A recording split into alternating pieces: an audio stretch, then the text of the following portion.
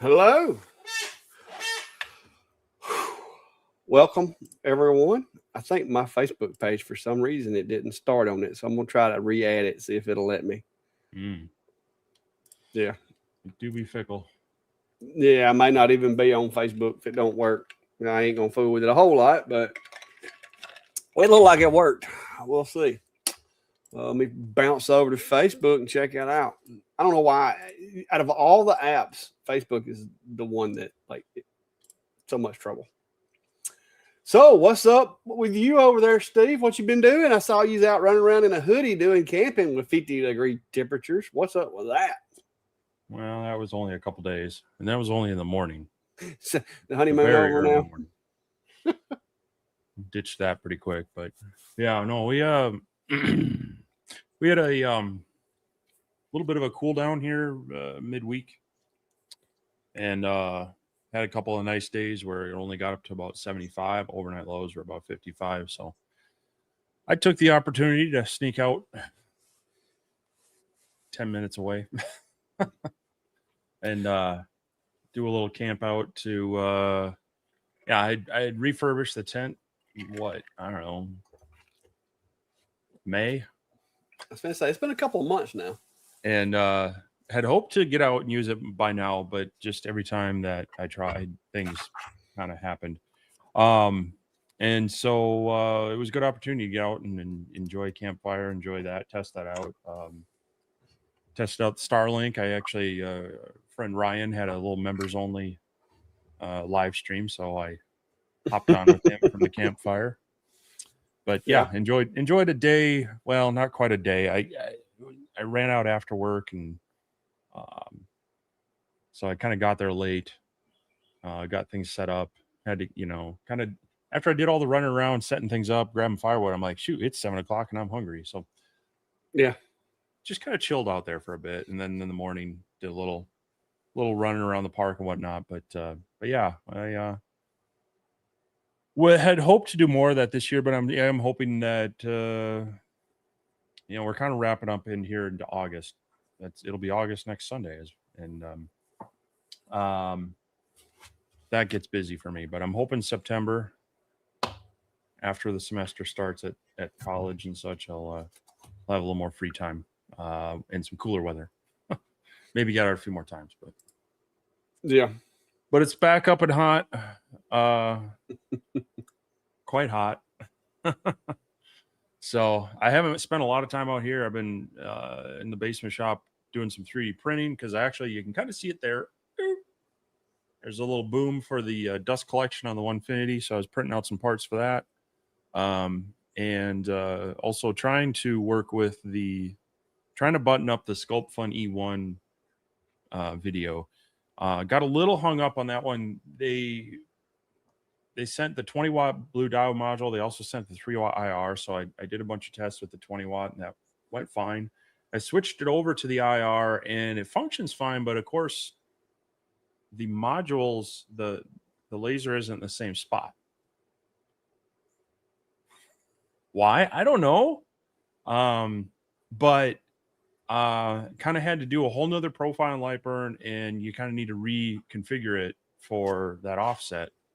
So yeah, it was a little disappointing, a little frustrating to have to kind of do that when switching between the two, because if not, you could set up, like you could cut something out of acrylic with the blue diode, and then you could engrave it with the white one. And if they use the same output, you could home it and just go. But now, no, that's not the Yeah. case. So I was a little disappointed in that. I was kind of mucking around trying to figure out what the offset was and such, and so it's kind of set me back a little bit on that one. But hoping I'll finish that up here early this week and get that out. So it's kind of out of the way. Overall, if you stick with the blue diode laser for a 20-watt, I think the price on it is 800 and some. So for an enclosed 20-watt laser with a honeycomb and the ability, you can take the base plate out, rise it up, and you could, engrave on taller items or use a rotary that way.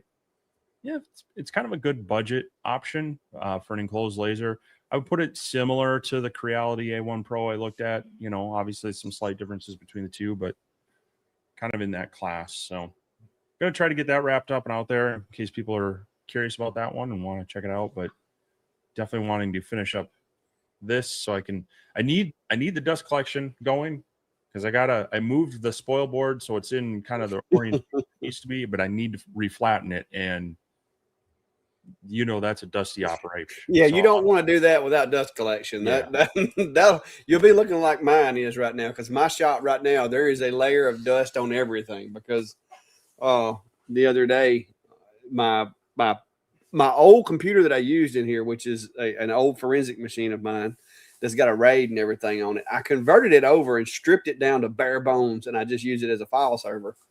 Well, it had an issue the other day. Apparently the CMOS battery had died in it, and then when the power went out, I didn't pay attention to the fact that it stayed off long enough that they killed the battery backups. And so when they did, somehow the BIOS got corrupted. And by corrupted, I mean corrupted to the point where it wouldn't even power up. Like I couldn't get F2 delete. I couldn't get nothing.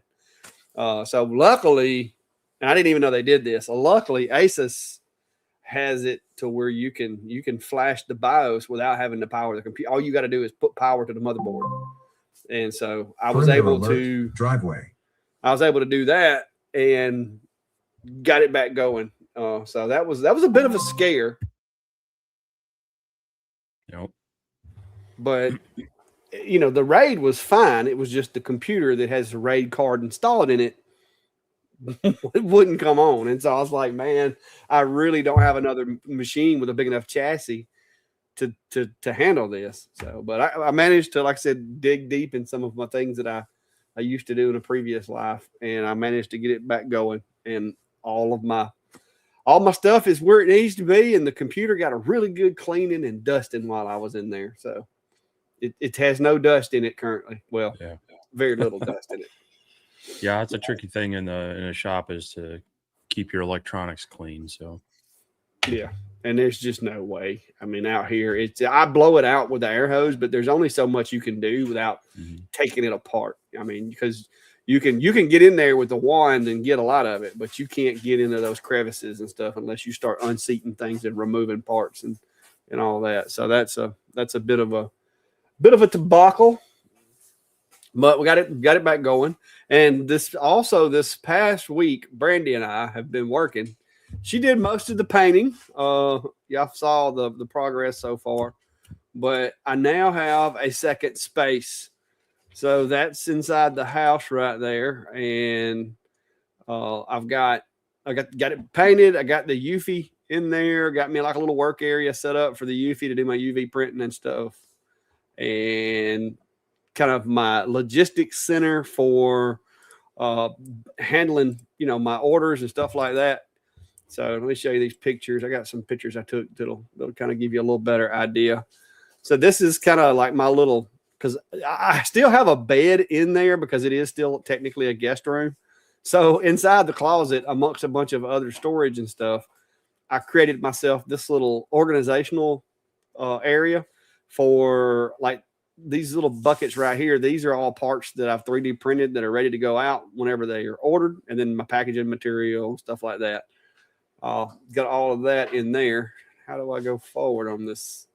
Where's my little button? So let me get my other. Oh, there it is. So this is my office / studio area in the house. And you can see I got it set up to where it does work with StreamYard and everything right now. And so I just got that set up. That's the old desk that I made back in. Matter of fact, the date that I made it is written under the bottom of it in Sharpie. I built that in 2020, just out of some old rough cut pine. Where did it go? Here we go. And then this is the other side of the room. Like I said, there is a bed in there and a dresser right now. This is the other side of the room. This is just basically a folding table. So 6-foot folding table with a skirt on it to keep the, look a little darker. And they got the Eufy with all the accessories and stuff set up in there. So that's where I'm going to start using it at. And this is kind of from the other side of the room.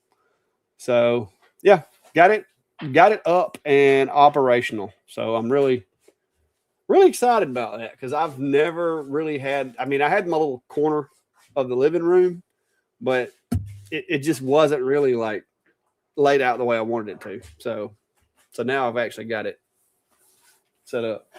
Still ain't working? No, you're going to buy a laptop. Bill has fried his laptop. He was hoping me and him have the same laptop. He was hoping it was a power supply, but apparently it is not. So Bill's going to be. Didn't you say you already ordered it, or are you fixing to order it? Yeah, I ordered it. I ordered it a couple hours ago. So, what is it we say? If you got one, you got none. Yeah, he's learning that lesson because he's been trying to run lasers and ain't got a computer right now. So I got orders. Can't get my orders. But that's about it. That's what me and Brandy's been doing at the house. Like I said, I've got it. That is actually it in the live stream right now. So if somebody was in there, they'd be able to communicate with us and all that. But I have I got up under the house this morning and of course ran some Cat 6 in there and got it all set up with a network connection, a hardline network connection. And so other than that, computer is a little on the weak side for doing any heavy streaming. It'll do for just, face streaming. It's not going to be handling a whole bunch of cameras or nothing, I don't think. But matter of fact, let me go ahead and get that thing out of here.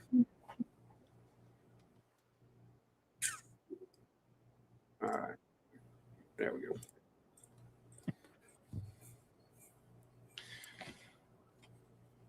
So I had to run some errands today, and everybody was. I'm sure many people in 3D printing are aware that it's becoming more mainstream and more places are stocking it. And so, of course, I've got the awesome 3D printing store here in the mall that some of the people got to check out when they came here for the meetup. And you can't beat their selection. They have some decent prices. As a matter of fact, I needed a little bit of filament for something the other day, and he said, "Hey, I got a partial roll. Why don't you just take it home and use it up and bring it back and such." So I like to support places like that. The small businesses, the more family business kind of things. But we also have, of course, Hobby Lobby. We've talked about them and their filament, and we've got one of those in town. But they also have rumors of it showing up at Michael's. And so I did stop by, and sure enough, they did have a few. It wasn't a big selection, and it was mostly, they had PLA and PLA Plus. I don't remember if I saw too much else there. But I thought, hey, let's check it out. The nice thing about that is I think this normally was, I don't know, $13, $14. But you can also use their coupons there. And so I had a 30% off coupon from their website, one item. So I got this it was $10.49 plus some tax. So it was like $11 for the roll. So that's not too bad. Of course, that was one item. And cardboard roll shrunk up like this. We also have Best Buy in town. And I've heard that they have their Insignia brand doing filament, so I went there, and this was actually, they have it I think as cheap as $10.99 a roll for some of their basic ones. I think this one was a little bit more because it's technically matte, and decided to grab that and check it out. Also cardboard roll. And if you look at these, especially if I turn them around, remarkably similar rolls there. Yeah, pretty sure, and most people online say this too, that this is Polymaker filament. So I thought I'd try a roll from them. And of course, we also have Target. Oh, and also Best Buy is starting to sell bamboo printers. They had, I think, the A1s, A1 minis, and P2Ss. But then they stock their in-house brand filament. Target is also selling the A1 minis and legit bamboo filament on the plastic spools. I think it was like $22.99, so kind of your typical retail price. They don't sell the refill kits there as far as I saw. But I mean, that's 5 places in town that I have options now to buy film. And of course, I'm planning on supporting the the mom and pop shop in the mall as much as I can. But if you have, if you don't have a 3D printing store, you don't have a micro center, things like that, but you got a Michaels, maybe a Target, you might want to start checking them out. They might start having some filament available to you. So it's really cool to start seeing this stuff a little more mainstream, um, and available. So I'll be testing some of that out. I mean, these are just some PLAs, but they did have in the insignia at Best Buy. They actually had they had PETG, they had some TPU, they had some ABS. I mean, they had quite a few different types of filaments. So nice to kind of see some options out there if you're doing some 3D printing and don't necessarily have to order it in all the time. So we'll be doing some testing on that and seeing if, I mean, I don't imagine I'll have any issues with it. I'll see if I can find some Polymaker of the same colors and maybe just do some test prints, see if the colors look the same and whatnot. But anyway, it was kind of a cool thing to see it, more of it out there, and more available. Because as Clack's video says, every household needs a 3D printer. I think they do. I mean, it is awesome. So yeah, I did a video. Somebody was talking about my video a minute ago. But yeah, I had to use mine this weekend to fix a light issue that somehow or another my builder screwed up on. It took 20 years for me to find out about it, but I got it straightened out and fixed, and the wife's happy, and I didn't have to call a contractor. I didn't have to rip the siding off the front of my house. And so, I mean, it was a win in my book. I used a little bit of 3D printing and some CAD design to prevent me from having to really go through some trouble, because this little piece of plastic on the house was not easily removed and replaced. So that worked out really, really good for me. Yeah, those boxes are usually screwed in and then the siding overlaps them, and so they're not fun to replace. I actually have a similar thing from one of my vents. That's why I don't like to add extra holes to this shop when I'm not committed, because yeah, that those siding blocks are a pain. Yeah, but I got it fixed, so that was good. Mark says purchased a longer Ray 5 machine, can't get connected to Lightburn. Can either of you help? I think I did a video on the longer Ray 5 connecting it to Lightburn. You got to make sure you got the CH3 something driver. There should be some files in a zip drive on the with the machine. So yeah, pretty sure in my video I go over how to get it up and going. So this is the video, and as far as trying to find the machine files, I think somebody emailed me the other day, and they were supposed to go back and look and see if they had the files or not. I never heard back. So yeah, you want to make sure you got the CH340 drivers, and I'm going to put a link to sparkfun.com where they talk about installing them. If you don't trust the USB drives that come with the laser, or if you lost it, that's a good place to go grab them. And then if you're running a Windows machine, you want to go into your device manager and make sure that it recognizes as a COM port after you install that. If the machine recognizes it, then you should be able to get Lightburn to recognize it. Now, if you're trying to auto connect, when you go to your devices tab, you can select the COM port. As a matter of fact, maybe I'll bring up Lightburn here and try to show. Oh, I'm not on the latest version. Okay. No, they keep dropping updates. All right, let me see here. Share screen. All right, so yeah, we're gonna hide that for now. Over here, just above. Well, now the comments are in the way. Remind me to put those back. Okay, so you have your devices down here, and obviously your existing ones are here. When you go to auto detect a new laser, if it's on a COM port already, it's sometimes helpful to move it to choose or auto, whatever will come up for you before you detect it, because I've noticed sometimes it will only search on the one that's selected.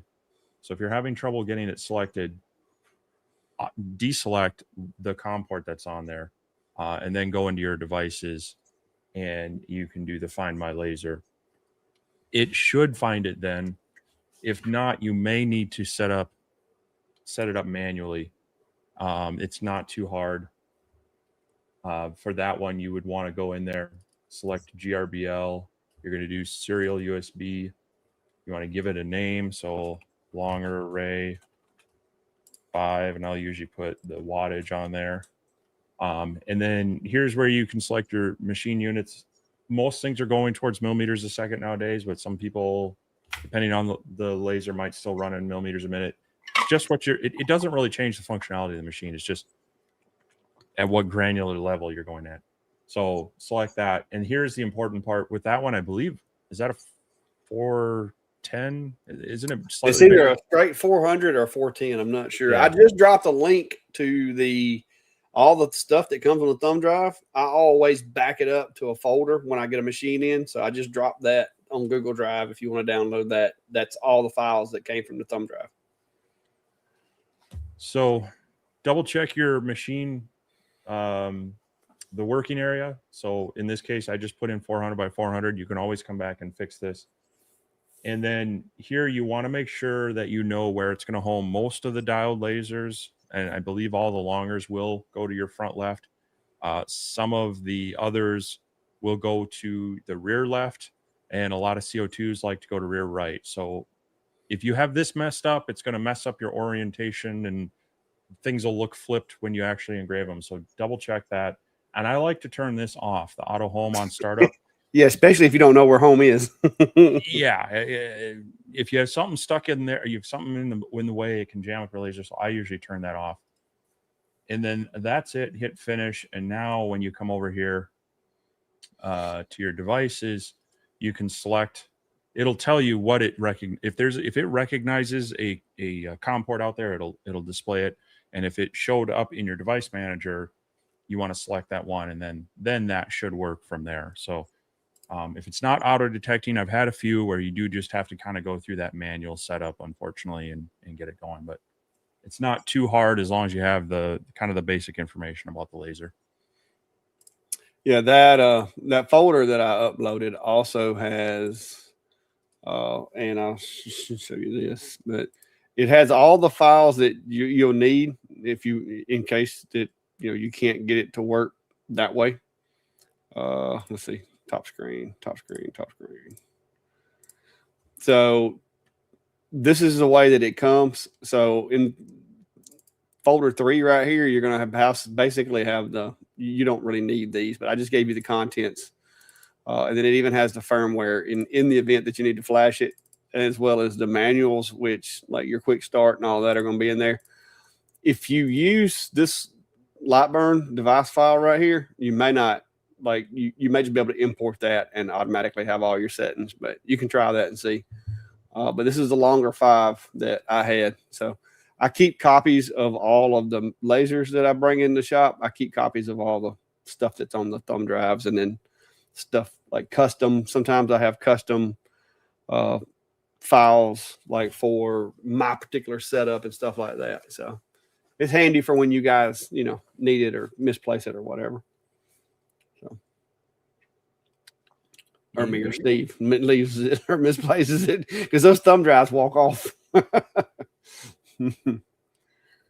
they can. EMT's or they come blank. I've had them come blank as well. Yeah, EMT said, "Does anyone know if Bamboo has a replacement board for X1C?" Don't know. Yeah, that might be a reach out to support, because a lot of these things, and even X Tools this way, you can get parts for your machines that they don't list in their normal accessories and parts section on their site. They'll just create like a one-off. Here, go order this, and it'll. But you have to reach out to them. So. Spar says, have either you engraved on acrylic hat patches, and if so, which do you recommend? Yeah, lots of different ones. Get the material that you want to use and do some testing. That's the best. I mean, you can watch other people's videos and get jump off points and stuff like that, but nothing will substitute testing. Because you're, especially with the acrylic, because you're going to have like a lot of the tricolor stuff. Each setting is going to get you a different color, and it doesn't take a whole lot of difference to make the color not be as vibrant as it would be with a different setting. So test, and test some more, in my opinion. Yeah, I haven't done any of the acrylic hat patches myself, but especially with the blue diode, depending on the colors you have, you're definitely going to need to do some testing to see that it'll even work. Because there are a few colors that it'll get through that top layer, but it just kind of makes a mess. Usually better engraving than cutting, because I've got some of that two-tone acrylic, but not necessarily in the hat patch stuff. Yeah, the Lone Star stuff tends to work well with blue lasers. The stuff that I've used has been Lone Star, the orange, black, and silver, and red, white, and blue, and stuff like that. And it works with the blues, but you got to get the right settings, or you'll have a fire on your hands.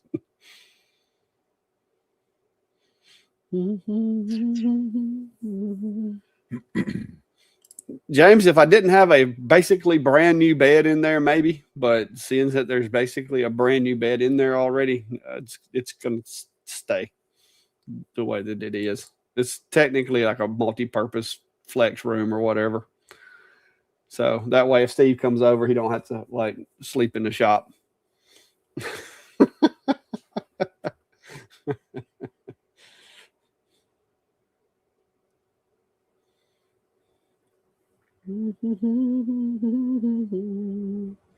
Try to go through these comments. Mm-hmm. Oh.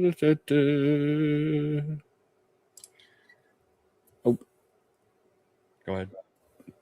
Rob says, what was a dryer you suggested for the P3S film? You mean the P2S? If you've got a P2S with the AMS2 Pro, you really, I mean, unless you just want to dry it before you put it in there, you really don't need it, because it works as a dryer also. So I've got a dryer over there that I'm not even using. I need to get it out of here because I don't use it no more, because I just use the AMS2 Pros to dry the filament. So, because that's like 8 rolls of capacity. I mean, otherwise the Creality has a 2-spool one on Amazon that's pretty decent. I still run that, especially if I'm swapping between a variety of colors. But there's also, what was it, Soval? Had a good deal on one. Yeah, I know a couple people said they use, and I think it was even cheaper than the Creality. Yeah, the Creality is the one I've got over here, and I haven't gotten rid of it yet, but I haven't used it since I got the second AMS. Like when I had my A1, I use it a lot, but now that both of my machines have the enclosed AMSs, it's just like I don't have a big a need for it. Yeah, it's listed under both Soval and Comgrow. Interestingly enough, I thought they were getting rid of the Comgrow name, but yeah, they've got a couple that they're around $60. I'll grab a link real quick. The nice one with that is it does have the ports that if you want to print from within the dryer, you can. So that's like if you're doing TPU, you want to dry it, you want to leave it in the dry box, and not let it get moisture while you're printing, because that's a real fickle filament that way. So So there's that one. Otherwise, there's the Creality one as well that both Clark and I have. I've got the Sunlu one on my P1S with the original AMS, which is nice. It's basically like the AMS 2 for the original AMS 1, but Oh, and before I forget, I don't normally do this, but I'm gonna make an exception this time because it's a pretty good deal. And I know some of you guys have asked about it before. The Creality that I got now, the T1, the swap machine, Creality gave a code for the live audience. And like I said, I didn't ask for this. I don't know why they did it exactly. But if you go to Creality's website, if you were like gonna go get one and you just hadn't pulled the trigger on it and you thought about it, they did give me a 15% discount code for folks that watch Steve and I's live. So I'm gonna drop that discount code down here. And like I said, I'm not trying to twist anybody's arm. I know some of you have mentioned that you're interested or you're going to plan on getting it. And if you're going to, there is you a chance to save a little bit of money. So I don't normally do a lot of the salesy stuff, and I'm not going to sit here and tell you 100 reasons why you should buy it. But if you were going to and you want a coupon, there you go. I just thought about that. They had emailed me the other day and was like, hey, but yeah, I'm supposed to be getting more modules for it now that they're available. But right now I've only got the 20 watt IR. And I told her, I'm like, me and Steve say this all the time. And what we do, we don't have jewelry shops. We don't have, we're not doing 2A stuff. And what we do, the fibers just don't get used as much as the blues and the UVs because they don't do the organic materials. And we do a lot of organics. We do a lot of plastics. So that's the only thing that I would say with the 20 watt fiber is I have used it on some plastics, but I don't do a lot of knives or anything, just business cards, occasional marking on metal, but not that much. yeah. So, but when they said it was going to be a 15% discount, I was like, well, that's better than like $10 off. So I figured I'd share it with you guys. Yeah, we don't mind passing on good deals, but we're not going to do a whole. Yeah. I'm not going to inundate you with a long ad on it. So yeah, like some of them want to give us like a $5 off coupon to mention it in the live, and I'm like, okay, it's $5 isn't worth it, but 15% of what that machine costs. Okay, if one person benefits from it, it's worth it.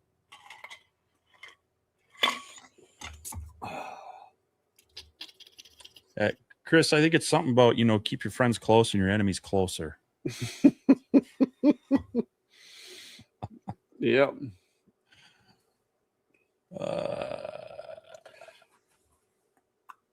I'm not sure if this is part.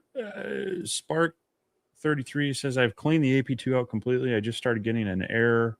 Keep coming up saying, check the hose from the S1 to the AP2 air handler. I took the top filter out and took it apart and cleaned. I'm not sure what the error is. I haven't seen that one come up on mine. Check the hose. Yeah, so there'd be the exhaust hose. In the S1 giving issues, is it? Yeah, it's one. That was one of my thoughts. Was maybe so it probably is. It's not seeing the airflow it wants to see. So maybe check the fan on your S1 and see if that might be getting clogged up and restricting the airflow, or if there's something else blocking it. Because I've had a few of the more advanced ones. If they don't see the right airflow, they are going to throw an error. So. Yeah, that's what it sounds like to me. Maybe the exhaust fan in the laser itself is struggling or got a blockage, or maybe it's not turning like it's supposed to. I would probably just try separating, taking the hose loose from the machine altogether, and seeing if that fixes the code, because it'll trick it into thinking it's flowing freely. Yeah, just pop it off the laser, and if it still comes up with the code, it's something more on the inlet side. Maybe reseat all the filters and just double check everything. So, no.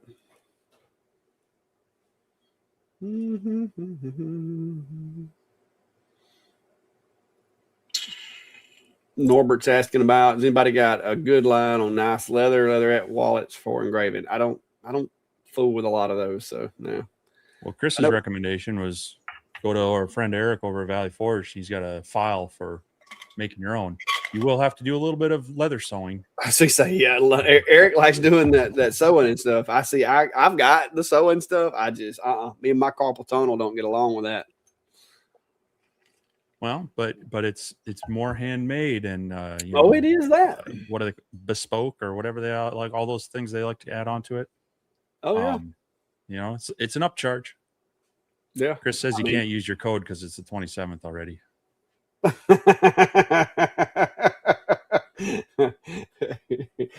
you a VPN, Chris.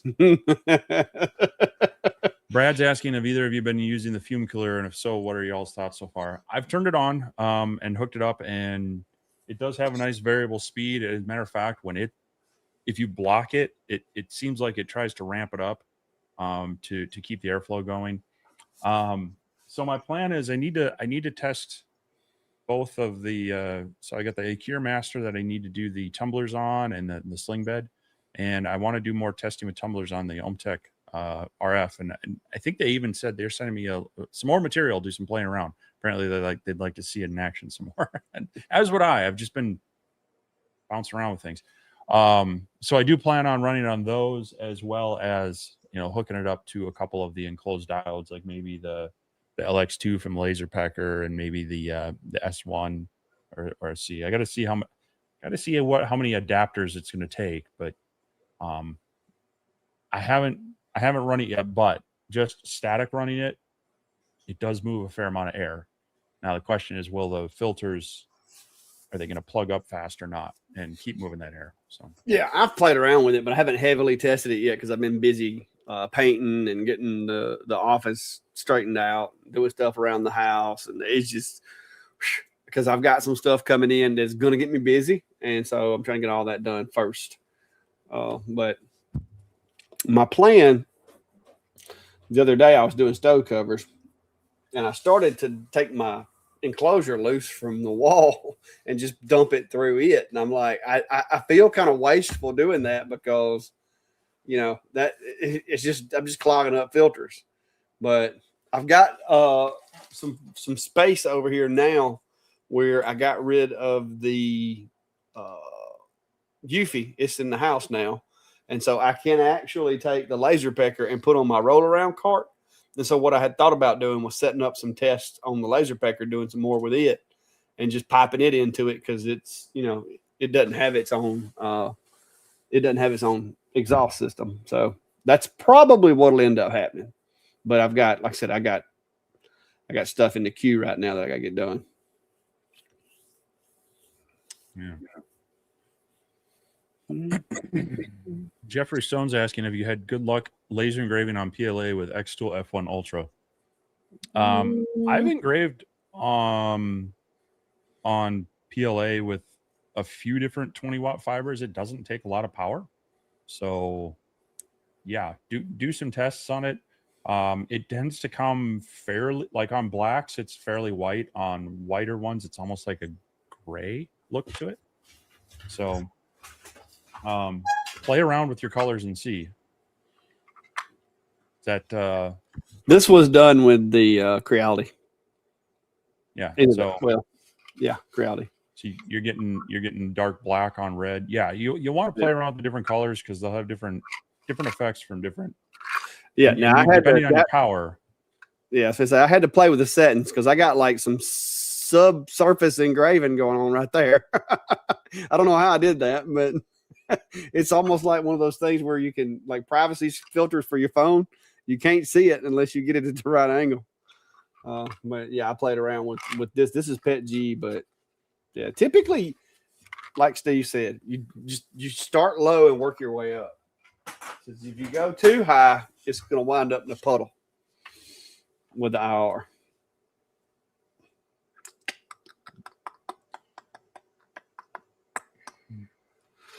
Arpezzi's asking, do you know of a source for blue diode laser safe foil beyond that sold by X Tool? I saw a design on Atom that used a pattern foil, but no one seems to know where you can buy it.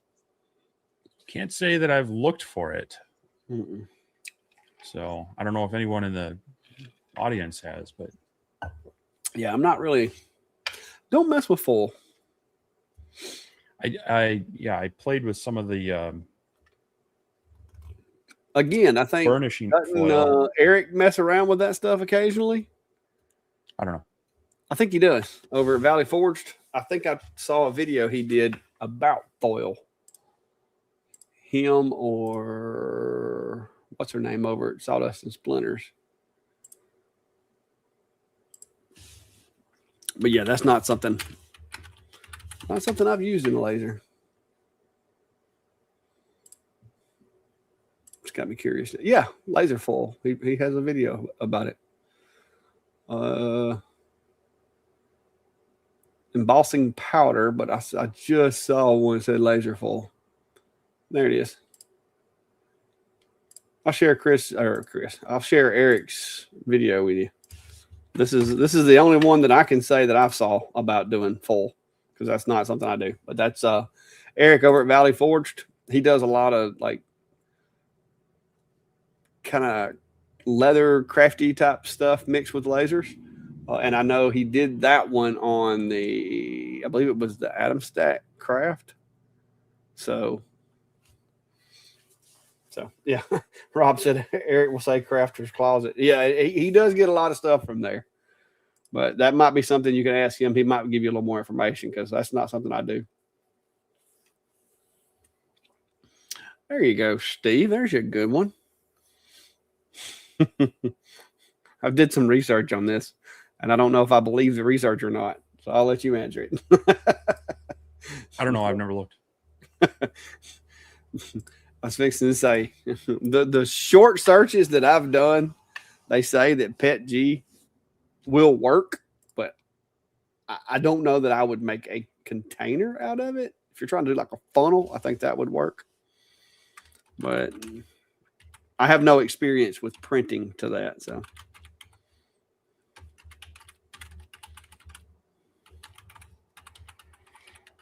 But I was looking at printing. I was looking at printing some. But now, apparently, nylon, PP, and Peak and Utum are like, if you're serious about it. But it does say PETG is suitable, but like for a funnel or something that's not going to be like sitting in it, like basket in it. That's just compliments of Google. So might want to do some research, especially if you're planning on hauling it in it. I don't know that I would trust that.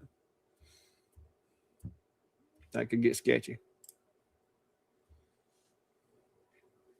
Let me show you something I got, Steve.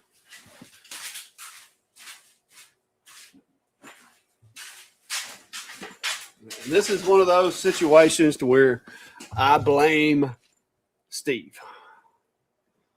Ooh. That's your fault right there.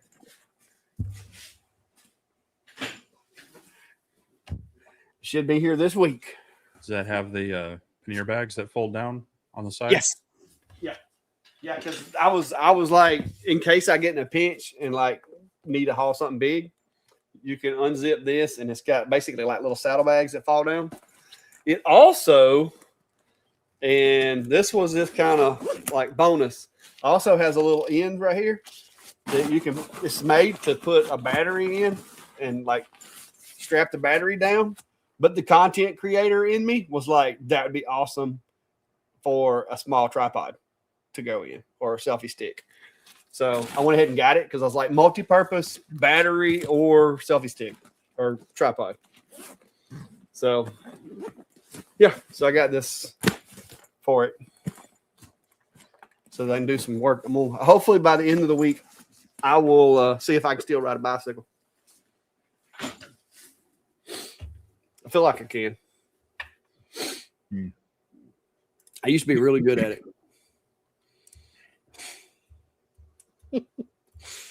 was my primary mode of transportation in my teens. So, Well, I did a lot of it a while ago. That's right. That's a good looking individual right there, sir. So that was I don't know when that picture was taken, but that's been a while ago. Because as you can tell, my hair is still brown, like it's legit brown. It ain't brown no more. So yeah. So hopefully I will still be able to ride with the knee and the back and everything.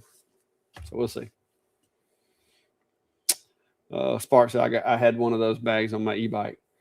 Yeah, Steve talked me into getting one. He rode his over to the fireworks show that we went to when we was in Minnesota, and he was bragging about how he didn't get caught in traffic, and he had like sidewalks and all this, and he was just being all cool and stuff. And so he talked me into getting one.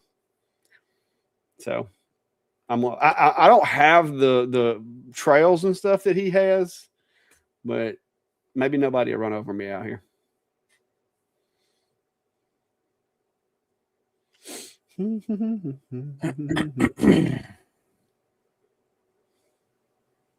yeah.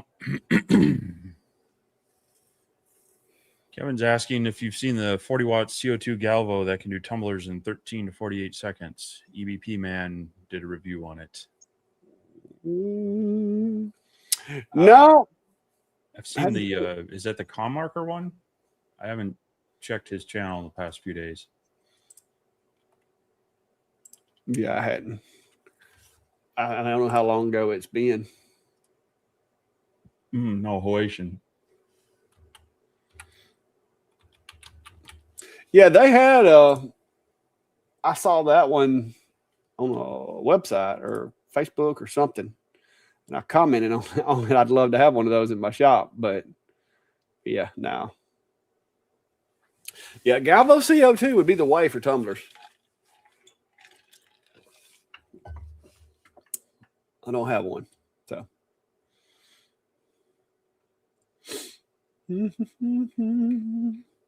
So what else we got going on? Anybody else? I see Brian is dragging in late. Said that he had to install LVP for a brother-in-law. I'm not sure what LVP is. Luxury vinyl plank, I'm guessing. Oh, okay. Flooring stuff. Okay. Yeah, that's not an abbreviation I would have known. Yeah, LVP or LVT or they. Yeah, I've been into too many of our renovation meetings and such where they're talking with contractors about things at the school. So yeah, somebody I saw earlier. I don't know. I can't find the comment now. Somebody was asking when we're going to have another meet and greet in Minnesota. It's going to be a while. All right, that was a lot of driving. That was a lot of driving. And I've got coming up in, well, matter of fact, in a month, like this time next month, August the 26th, which is going to be on a Wednesday. I think it's a Wednesday. I will be on my way to Texas to the Next Level Makers event. And as far as I know, everything's still good with you, right? You said you didn't know work was, question mark. I'm hanging on by a thread there. So me and Steve hopefully will be there. I'm going to be there Wednesday. I'm going to get there a little bit early and check in that afternoon, Wednesday afternoon.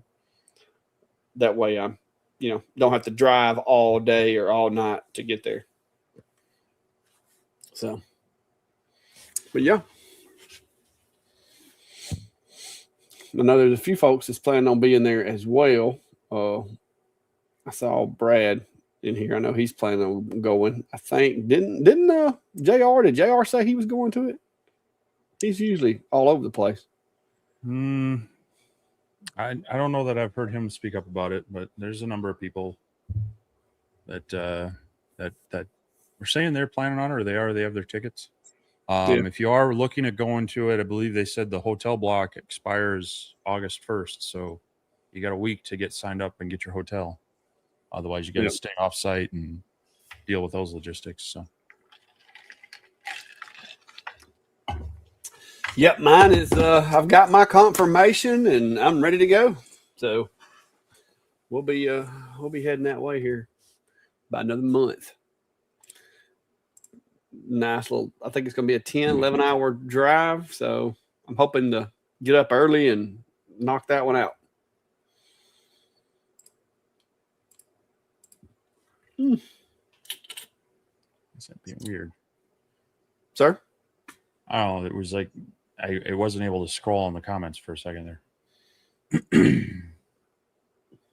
Yeah, I'm still kind of curious if Rich is going to be there. That's the one person I was thinking the other day. I haven't seen him at any of the events. I've seen a lot of the other guys and gals. I know Kim and Garrett's going to be there. So those are some familiar faces. So, and I know, let's see, who else was it? I don't remember if Sam said he was coming or not. He said he looked at it, but I haven't heard him commit to it. I think Michael from Laser Engraving 911 is need. Yeah, I think he's one of the instructors. Him and what's her name? That mom with a laser. I think pretty sure they're coming. Sure. JR says he won't be able to make it to Texas. Pile 3D. Yeah, it's as far as I know, it's a yearly thing. This is only the second year I've heard of it, so I didn't go last year. Fifth year of it going on. Well, there's JR. Anybody else wants to feel better about themselves? Santa says, just to brighten everyone's day, I ran Cat 6 from the house to the shop, got great speed, started burying the cable, and 30 feet from the finish, cut the fiber line to the house. So no internet till the morning. Golly. That's no good, sir. That's no good. Some days you have days like that. Yeah. Well, I got lucky this morning. Mine was all in the crawl space, so I just had to crawl through the spider webs, and there's lots of spider webs under there. Spark 33 says, I go in my motorhome and don't have room to take my X2 S1, looking for a compact that I can take on the road to do hat patches and tumblers. You might want to look at the F1 series. Mm-hmm. If you've already got the rotary for the S1, it should work on there, and you can run the tumbler through that, and you could, depending on what material is, you could even cut the patches. But if you already have the patches cut out, that does great at engraving them as well. So yeah, that's probably what I would do: pre-cut the patches before you go traveling. Maybe, I mean, you can cut them if it's hat patches, but yeah, if you pre-cut the patches, built a little jig, take that thing on the road, yeah. The F2 would be awesome because it's a little faster than the original F1. So, good little machine. So, somebody looking for some glue. They're recommending you, Steve. Oh, Cap said hot glue that fiber together. Yeah, it don't work like that. Fiber's finicky like that. It likes to be properly terminated.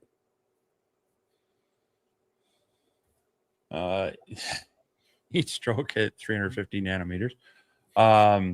Is asking, Steve, with your experience now with the RF tube on the Polar 2, do you feel it is worth the investment and the higher cost for the greater longevity of the tube? Yeah. As always, this is going to be it depends. If you're running your laser hard, you're running it a lot. Having an RF tube is going to be beneficial in a number of ways. It's going to be far more stable in its power. With the CO2, you have to have a good chiller, and even those can have fluctuations unless you've got, a real rock solid setup. And the RF tube, unless you are operating in just a really hot environment, it's going to handle that a lot better. You do get the longevity out of it as far as, you know, the lifetime of it. It's going to last you anywhere from 5 to 10 times as long as compared to a CO2 tube. That being said, if you're doing a lot of cutting, the RF is not bad. I've been testing it, and it can hold its own. But I think if you're doing, you know, some thicker materials, you're doing a lot of cutting, it is still going to be cheaper to work with a traditional water chilled CO2 laser. You can get a little higher power, especially if you're not worried about kerf. But if you're doing a lot of engraving and want that longevity, I think it's a nice balance. And I definitely feel like, yeah, it's maybe the way to go if, you know, but this is like the, if you are like running multiple 8-10 hour days every week, then yeah, it's probably worth the expense. If you just really want that, you know, reliability and the lack of the hassle of the water chilling, and you've got the money to spend, I think it's a decent investment. But it is an investment, and it's not necessarily needed by the casual hobbyist or the person who maybe gets busy on occasion, but generally is, you know, not, you know, if your laser's sitting idle in your workshop more than it's busy, then maybe not. Yeah. Yeah. Prices are coming down on them. A noticeable increase in detail, but I mean, at the end of the day, like that's a pretty good little price tag just for extra detail. Yeah, and the price is coming down. You're seeing more companies come out with them, so you know, definitely look at that. And some of them have better acceleration than the others, and that's where you're going to get a lot of that speed increase. So you know, if you're finding yourself doing a lot of engravings, but you're getting behind on it because you're waiting for your current machine to do it, having the faster acceleration, the faster response time of that RF tube is going to allow you to get things done faster. But if you're not ever finding yourself in a time crunch and you're okay with the speed that you're working at, you know, I would say maybe just double up on the equipment you have right now, so you've got backup that you don't go down. Plus, you're doubling your capabilities. So yeah. I mean, there are reasons to look at it from a longevity and an efficiency standpoint, but just because it's a technology that's cool and faster and out there doesn't mean you got to shift gears and go towards it unless you feel it's going to solve a problem for you. Yeah. Yeah, people ask me all the time, you know, when are you going to get this? When are you going to get that? And I'm like, when it makes sense for me to get it. That's, you know, and these companies, you know, if they send it to me, then yes, I'll take it. But as far as like me running out and spending a bunch of money on something, I got to be able to show, you know, where it's going to benefit me, because it does get pricey.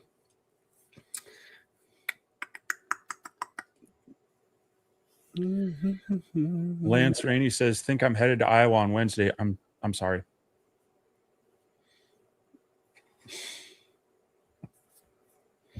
But he's going there for 5-day setup, 4 days of a really large market. Going to car camp and see how that new experience goes.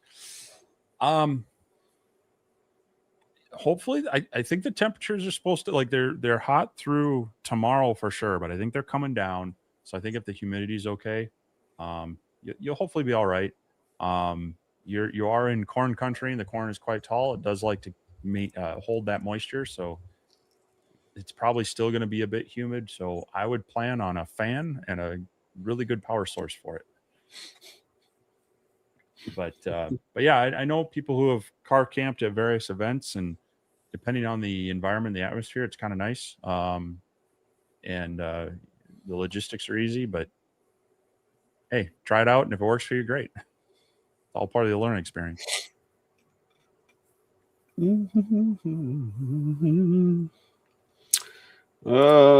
Steve Massey says, if price and space wasn't a factor, which laser would you choose? And again, it depends on what you do. But me personally, as long as it's got a work area of 36 wide and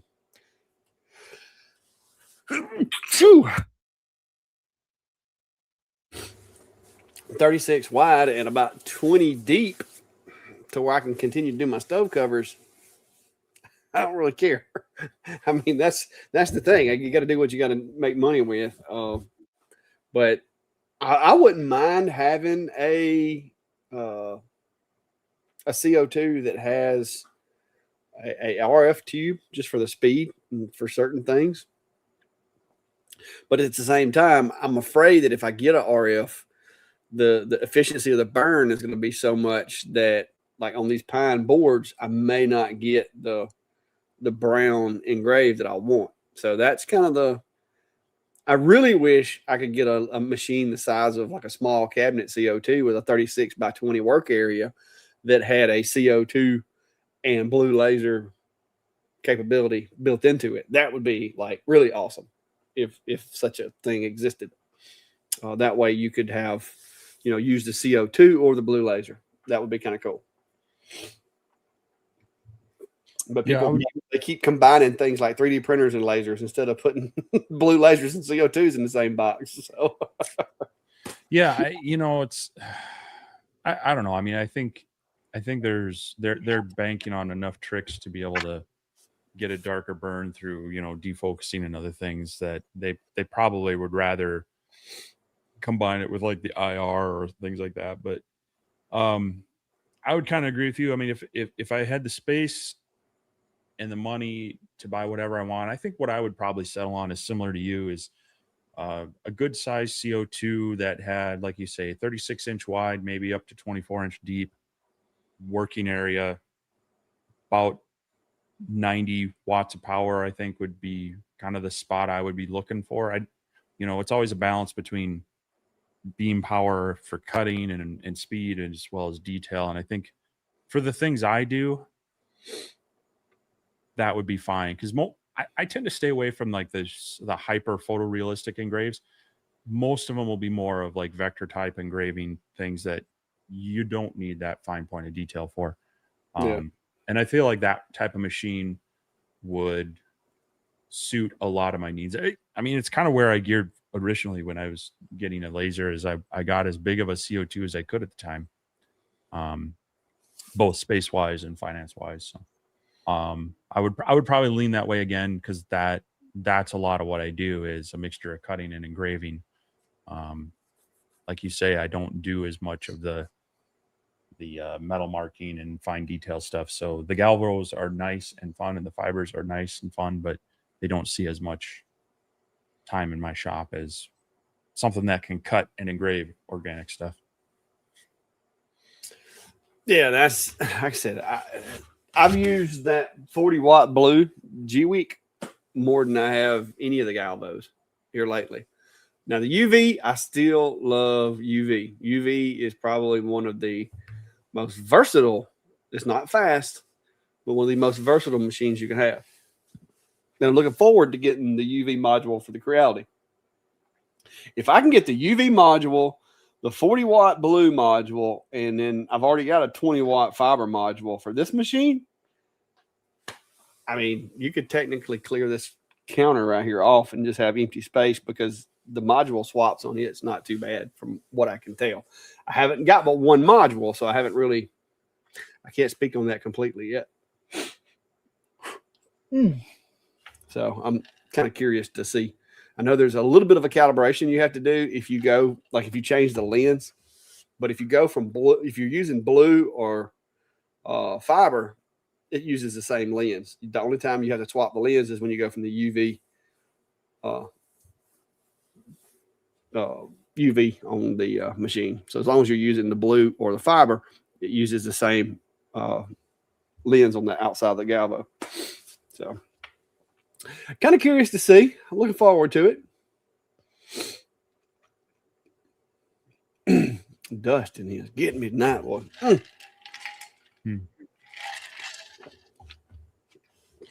Tim Arthur says, is engraving a very expensive fly fishing wheel this week. Never done one, but it's stainless steel, so it should be fine. Should be. It's like it took me a long time to teach Klein this. Risk versus reward. What kind of reward are you getting for the risk that you're taking? And if it don't make sense financially, don't do it. because if it goes bad, I'm telling you, that sinking feeling you get in your gut when it goes bad is terrible. So I just, and Tim says waiver. Yeah, I mean, you can do a waiver, but that ain't gonna stop people from saying, don't take your stuff to that guy because he's gonna tear it all to pieces. He's gonna just destroy it.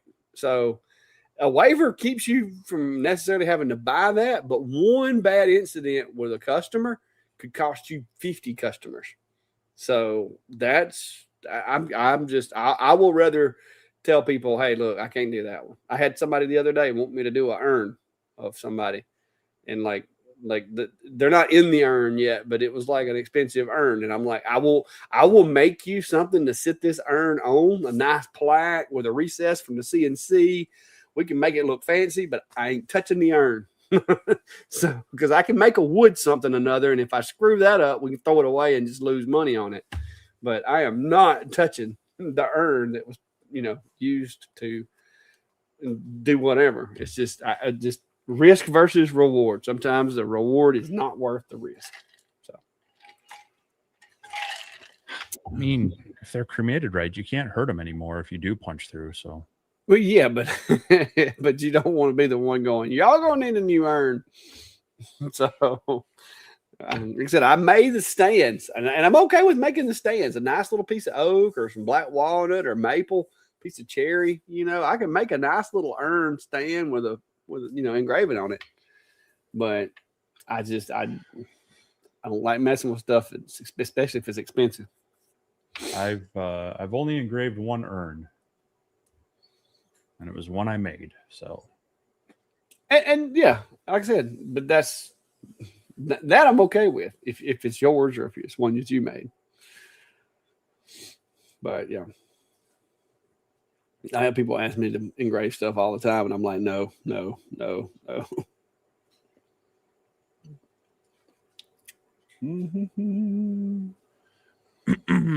Tim Arthur's asking, anyone have any experience with the cutting tool on the H series Bamboo Lab printers? Unfortunately, I do not.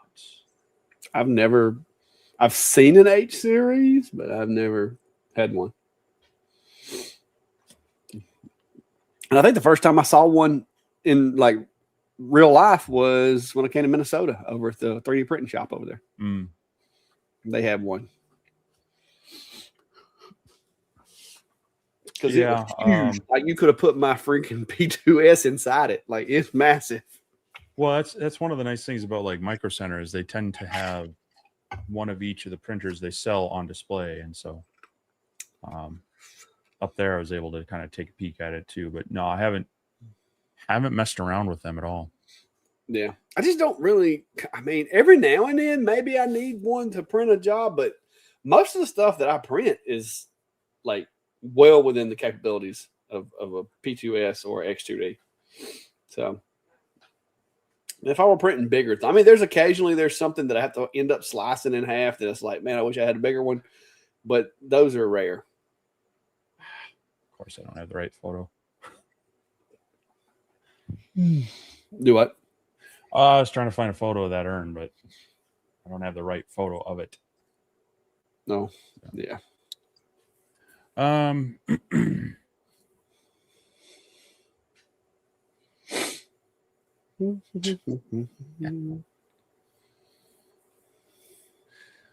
Caps Lock says it did the same thing, made a wooden box to carry the urn. And that's a really good, rather than say no to a customer, offer an alternative that maybe they hadn't thought about, that's less risk for you. Maybe it actually ends up being better for them overall.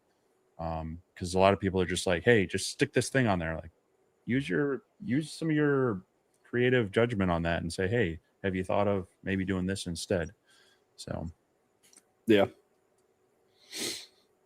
Especially if you have a CNC, you can make some really nice stuff. Stephen Tucker's asking, do you have any recommendations for 3D design software? Would like to draw out the design in my head before cutting it out. We both have showed a little bit. I started using SketchUp back when Google developed it years ago, And so I've used that a lot. I've also done some videos on Tinkercad. Depending on the complexity of what you're looking at, Tinkercad might work for you, and it's free, web-based. Otherwise, my recommendation, what Clactus showed a lot, if you're really wanting to dive in and do a lot with 3D tools, Fusion's a great way to go. It's kind of meant for makers to export to 3D printers, to CNC routers. You can do the flat files out to lasers as well. It's kind of built around that. But depending on what you do with it, there is also a cost to that as well. So, and then it's a learning curve. Because like I probably don't use 10% of the functions, like just in like 3D, like just in CAD design, like for 3D parts. I probably use maybe 10%. I'm always finding like little shortcuts that I didn't know about. So. Mm-hmm. Piled 3D said he recommends Piled 3D CAD. I would imagine so. I haven't used it. I wouldn't know.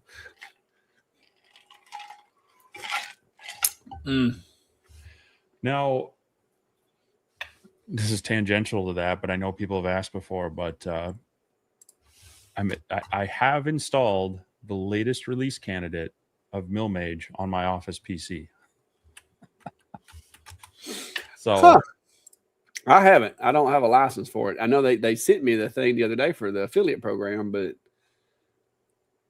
so yeah, Jack's been doing some videos on it. They finally in the latest build release, they have added in more of like the 3D carving and such. And so I'm like, okay, I really need to I need to try it out. So it's on my list of things to do. I got to get through some of this other stuff first, but yeah, I definitely want to try it out because I know there's a lot of people coming from the laser world wanting to get in, dabble with CNC routers, and it can be like learning a new language. So MillMage is kind of catered towards those people because you can actually import a lot of your designs from Lightburn into MillMage, and a lot of the menus and the layout, it's all very similar. So from that aspect, it aims to make it a little bit easier.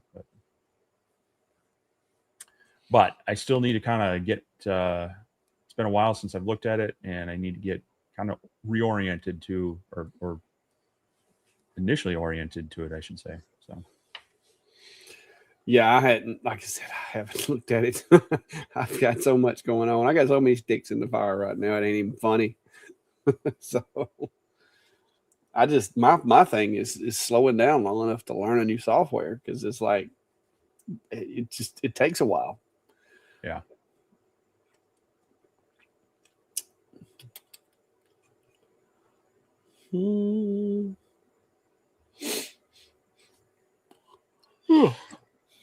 JR is asking, anyone else pre-order the Sunloo filament heater AMS for the Bamboo A1? I did. Won't arrive until September, though have always hated my AMS light just out in the open.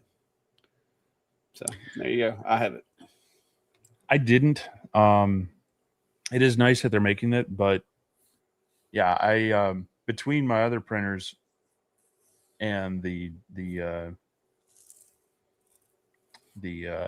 separate dryer I haven't been frustrated. There's every once in a while I'll throw something on there and I'll forget about it for a little too long, and then I'll realize, yeah, I should probably dry that. And usually it's after the first few layers didn't stick on that color. But no, it's a nice option. Basically right now the pre-order I think is $99, and it gives you a fully enclosed structure for it. I haven't looked closely enough, and maybe you have, JR, but are you still able to mount it on top of the printer? Because the ones I've seen, the unit was set to the side, and that would definitely disrupt my flow for space where I got my printers. But yeah, you'd have to put in a shelf or something. I've been happy with my other Sunloo, the AMS one for the original AMS that I have on my P1S. I've been really happy with that dryer. Works very well as an add-on. So, and I've purchased a few other things from them. So I feel like they tend to do their R&D well. So, all right. So yeah, he says he doesn't top mount it, so he didn't check either. But Yeah. I think you're going to enjoy it, like you say. Having it just out in the open there, especially with colors, maybe you print a lot. You don't necessarily want to have to take it on and off. And that's one thing on that one with the rolls, the way they kind of slide onto those little friction pegs. It's not as easy as just dropping it in and out of the other one. So it'd be nice to be able to leave it on there and let it roll. Yep. Southern Laser Crafts is asking, they're saying late to show, how's the camping trip, Steve? It was good.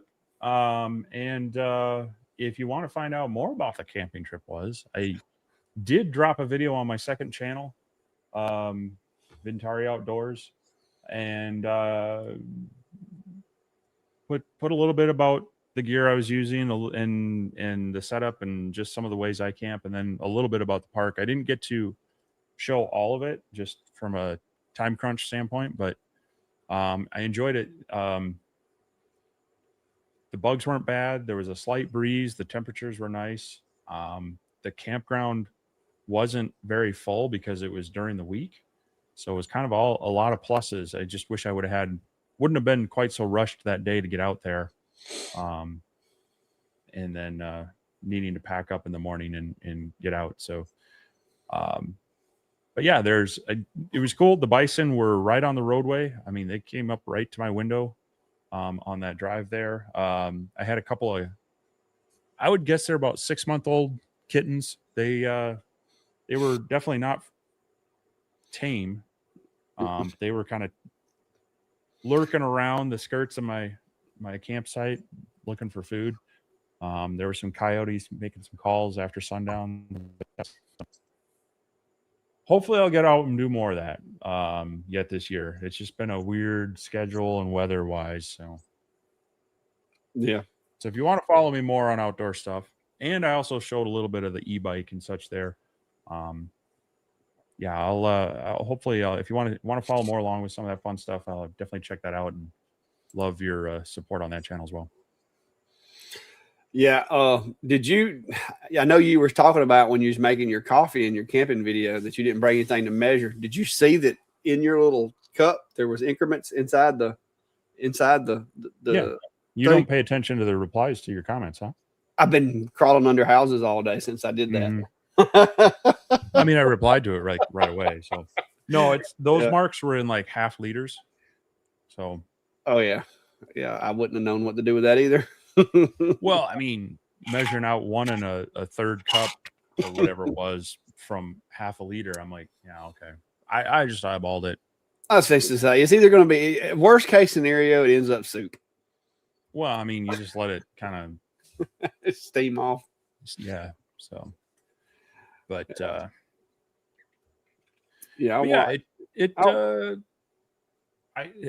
hadn't used that tent in 20 years or so, and I swear it shrunk in storage.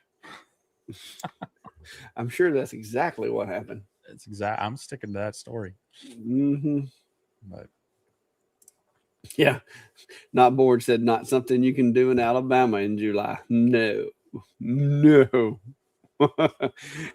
You go outside right now. Them bugs is out there, boy. See what is it? It's 80. I mean, it is 83 degrees outside right now.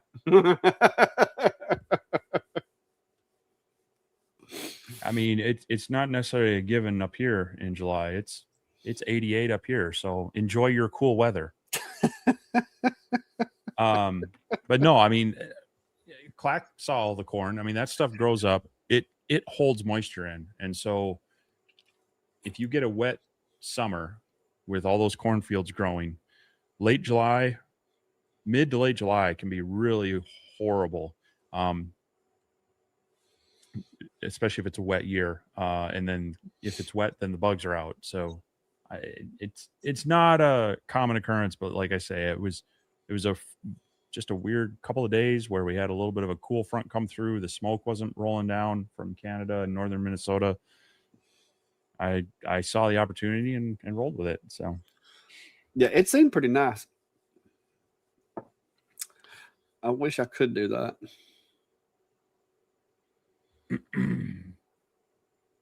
But I got too much going on right now anyway. Not Bored says they were in your neck of the woods yesterday getting peaches and saw one of your old displays at Durbin Farms. What am I? Mine? Huh. Now there's some stuff that I made there. I don't know that I got a display done. I might need to look into that. Well, as you left, and it's just empty, and people are like, "Who's this Now guy?" I do that have never one of restarts? those that some of my people were supposed to be managing that they've quit managing. I'm sure it's, but I don't remember. It may be something I did, something I made at Durbin's. I don't remember.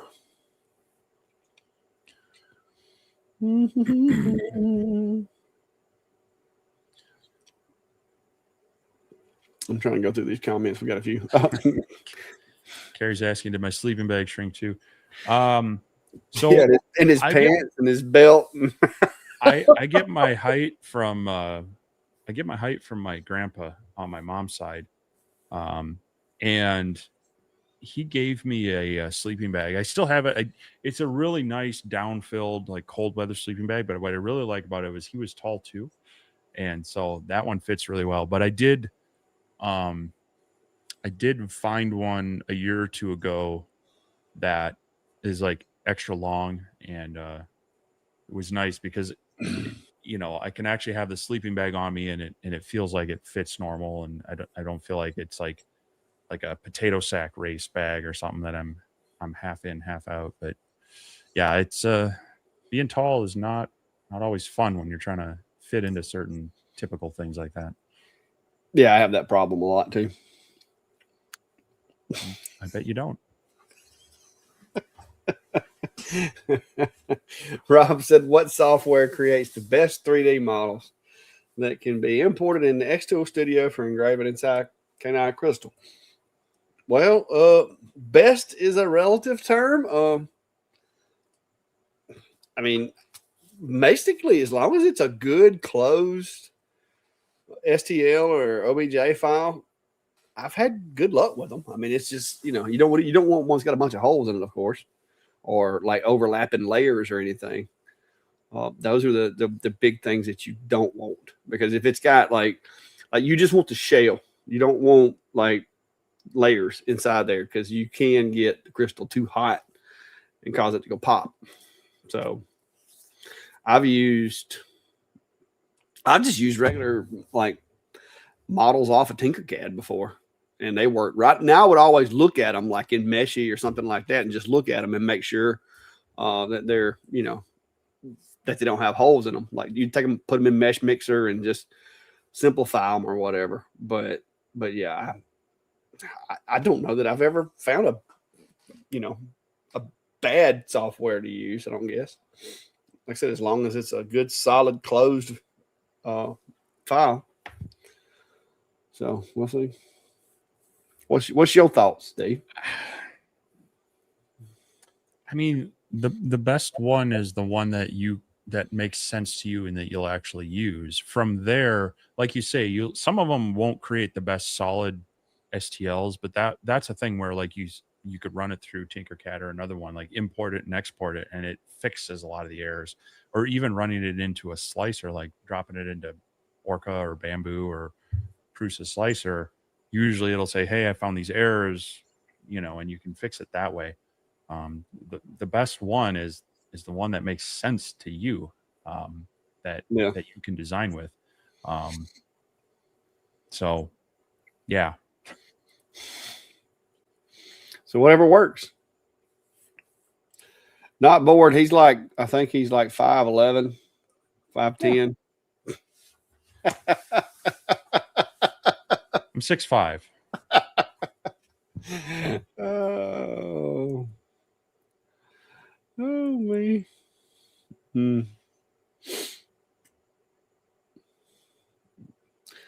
Do.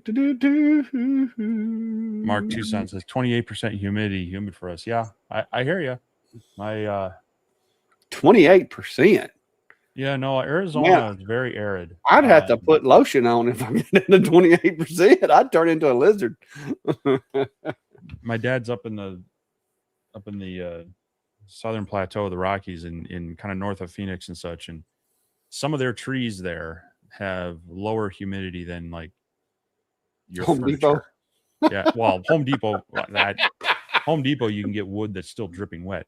No, some of their trees, their live standing trees have moisture content that's lower than like furniture grade stuff. So Arizona is, if you ever move to or from Arizona, just forget about taking anything wood related, because if you bring it in, it's going to warp like crazy from drying out, and if you bring it out, it's going to absorb moisture and warp like crazy. It's going to twist.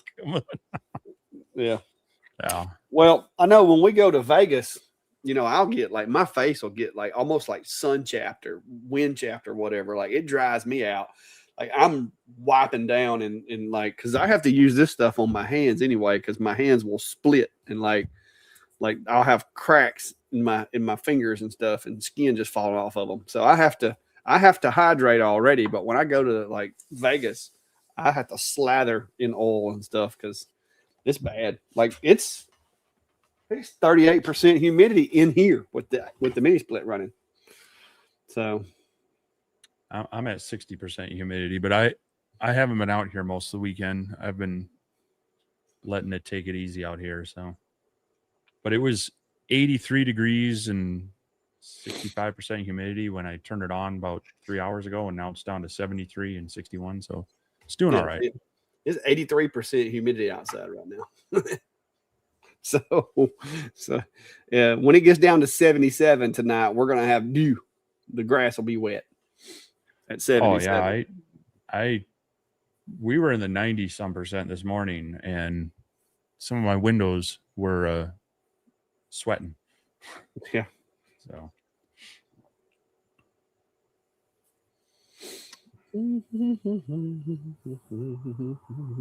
Oh.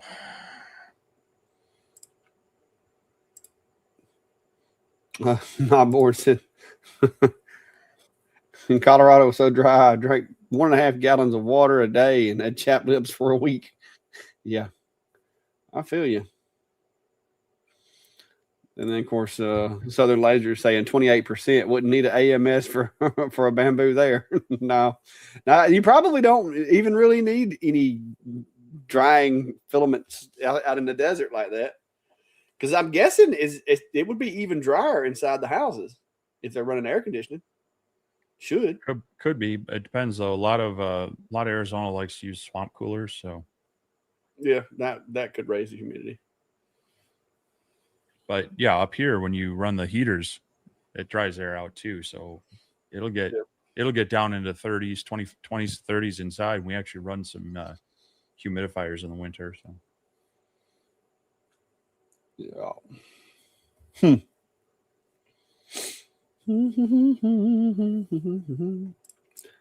Well, we caught up on the comments. Y'all slacking. Yeah. I am out of tea. I brought 2 glasses. Wow.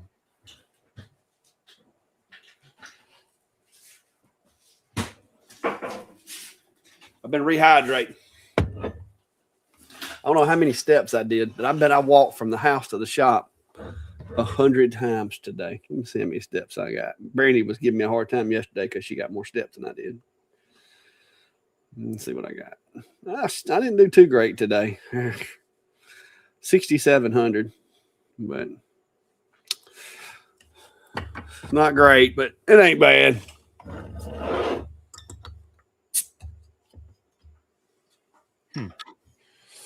Well,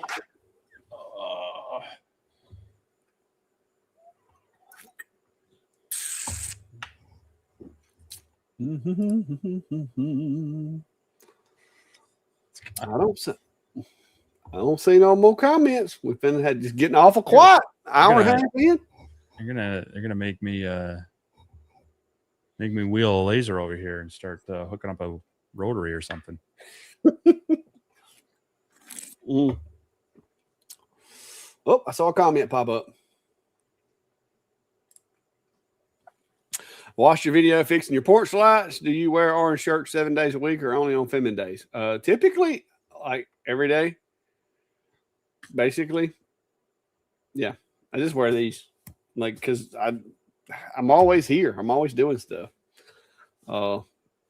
Sometimes I wear other stuff. It's rare, but yeah, because I pretty much work every day, like on something, and whether I'm doing B-roll or making a video or whatever, yeah, I'm pretty much always working. That's the whole hyperactivity disorder thing for you. I can't sit still. Like, I don't watch TV. I don't watch sports. I don't watch golf, football, basketball, baseball. None of the things. The only time I sit still is when I'm going to sleep. So that's why a lot of times if I'm sitting in this chair too long, I'll start, like, my body's like, okay, we're not moving. We're going to sleep. So yeah, I'm like a shark. I have to stay running.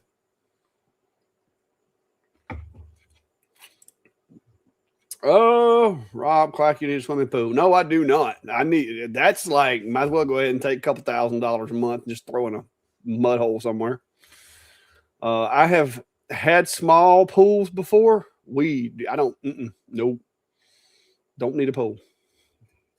I'll keep my money. If I decide I want to go to a pool, we have some public ones, and I have a family that have them. I have friends that have them. Don't want one of those. That's just something else for me to have to clean every day. My back really doesn't give me a problem. I don't do nothing stupid with it. I did pick some stuff up today I probably shouldn't have, but I'm really careful how I pick things up if it's heavier than I should be picking up. Not Bored Woodworking's asking, I've got a question. My S140 watt says it's supposed to do 12.5 inches tall and doesn't get that, but 11.5. I think the difference that you're seeing there is it can only mark 11.5 inches top to bottom, but there is an extra inch in there that it can process, I think, towards the back.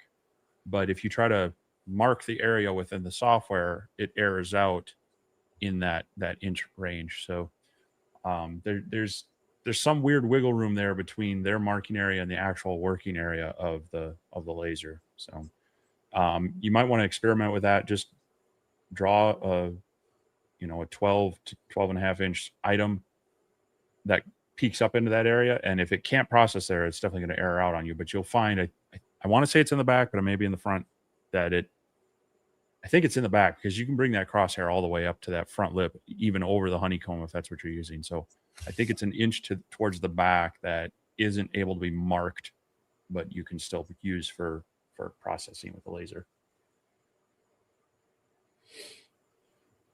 Yeah, I remember that.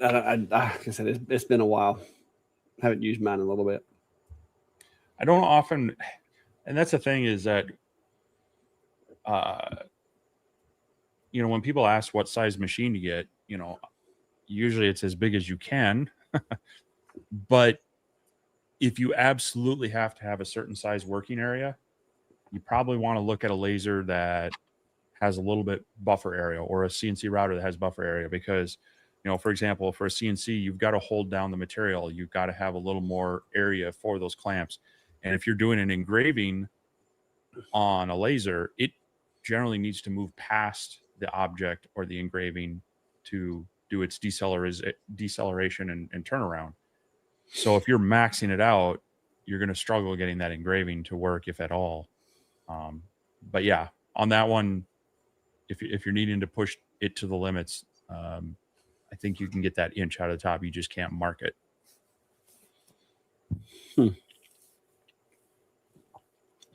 Greg Wilson says, what projects are you both planning this week? Well, I have been doing projects all weekend too.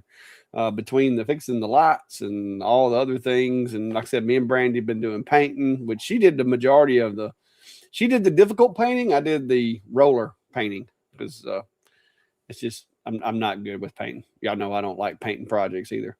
But I've got some stove covers that I got to get out. I got at least 5 on the board. I may even have a couple more that I haven't written down yet. I had to check my text messages. So I'm going to try to get those knocked out this week and get those cleared off my board because I do have 2 e-bikes coming this week. One that I purchased and the other one is being sent to me because I was looking at purchasing from 3 different companies. I did it kind of like I did with the CNC. When I bought my Shapeoko, I sent emails to 3 different companies. Hey, do you have an affiliate program for, XYZ products? And so I did the same thing with the e-bike. I sent JSON, APAS, and Electric, all 3 basically the same. Do you have an affiliate program type thing? And wound up ordering the Electric because I kind of gave a little priority to a U.S. company because they're U.S. based out of, is it Arizona? Yep. Yeah. And so I went ahead and went with them. That and Steve had one. And I was like, if I get anything other than Electric, Steve's going to be like, I told you so. So I went ahead and got it because I wanted a fold up bike that I could take to events and take it when we go out of town. So that's what I got.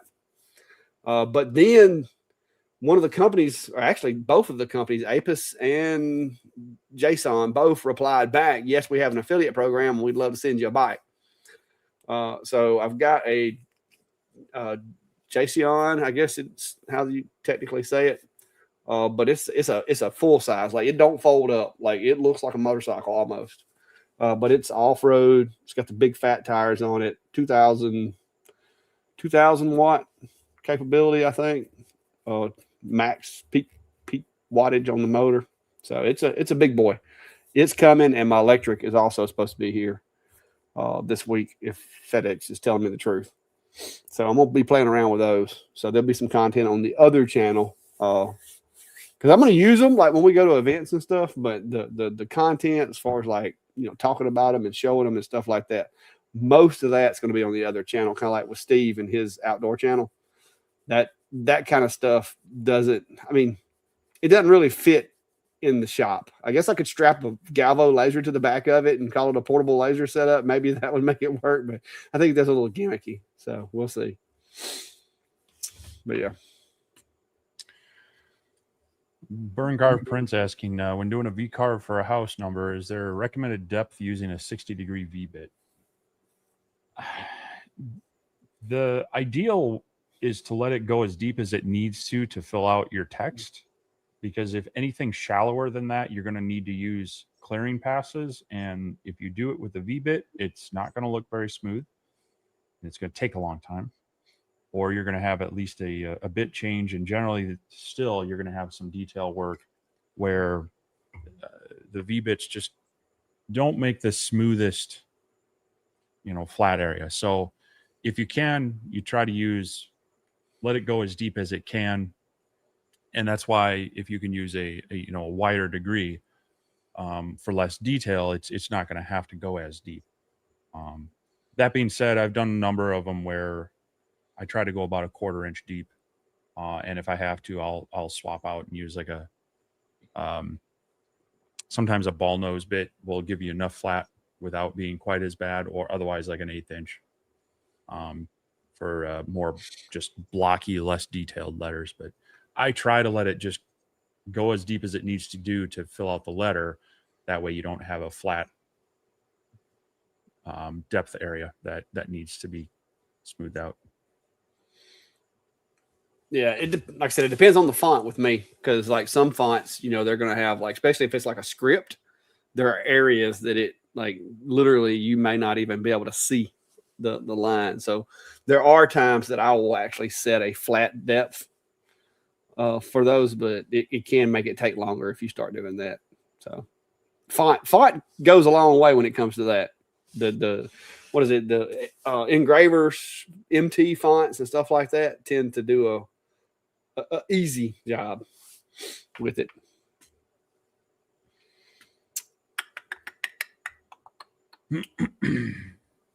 Do, do, do, do, do. Rob's asking, Steve, I love your hat. What make and patch color? This is a tan. This is a tan leatherette, and let me find the hats. They're a generic Richardson style, but they're not. They're actually this Yupung company, and I personally find that they fit better than most of the Richardsons I've tried. So I think I can get you a link on Amazon if you want to try them out. That's that brand that you were telling me about the other day that you got. Ain't that the ones? Is that the same ones that you were talking about when I was up there that you had made? Well, the ones that I gave away at the meetup were a different. Oh, okay. But let's see here. I'm trying to make sure this is. Nope, that's not what I want to click on. Good Lord. Here we go. I got to make sure I got the right color.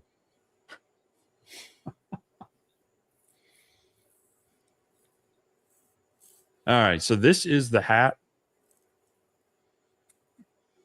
and it's just tan leatherette that I think this is some original stuff I just got off of I think an Etsy seller or something. It's not Lone Star, but it's just a tan color patch. And Like it goes well tan, with the green. Tan over black or whatever. Yeah. But yeah, the hats are only like $9.25 on Amazon. And they provide a few different colors, but like I say, I find this one fits a little bit better than some of the Richardson ones that I've tried out. So yeah. Now you do have a supersized cranium. Well, I mean, that is true. Don, I appreciate the I don't know what the 400 joules is, but I think that means I don't know what that is, but appreciate it. Oh, I think that's through Facebook or no? It says YouTube. No, that's a thing on. I think it's like micro gift things that. Oh, okay. So they're copying Twitch and their bits. That's the first time I saw that, so I didn't know. Yep. Jake says he got him a rotary for the laser he won at the meet and greet. Yeah, says it works well. Yep. The Acemer M4 new in the box for $40.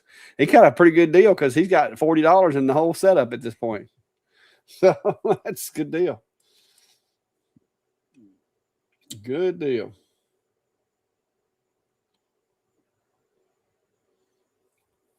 Yeah, not bored. So it looks like I had to use my old D1 Pro to get over 11.5 inch circles. Yeah, that's the thing with some of these machines is that's why I say I would like to have one that's at least 20 inches deep and 36 wide, because I feel like I don't do much, that's going to be over 20 inches. If I do, it's going to be more than likely just a cut, and they do it with CNC. But yeah, but it's frustrating when you need just a little extra and you ain't got it.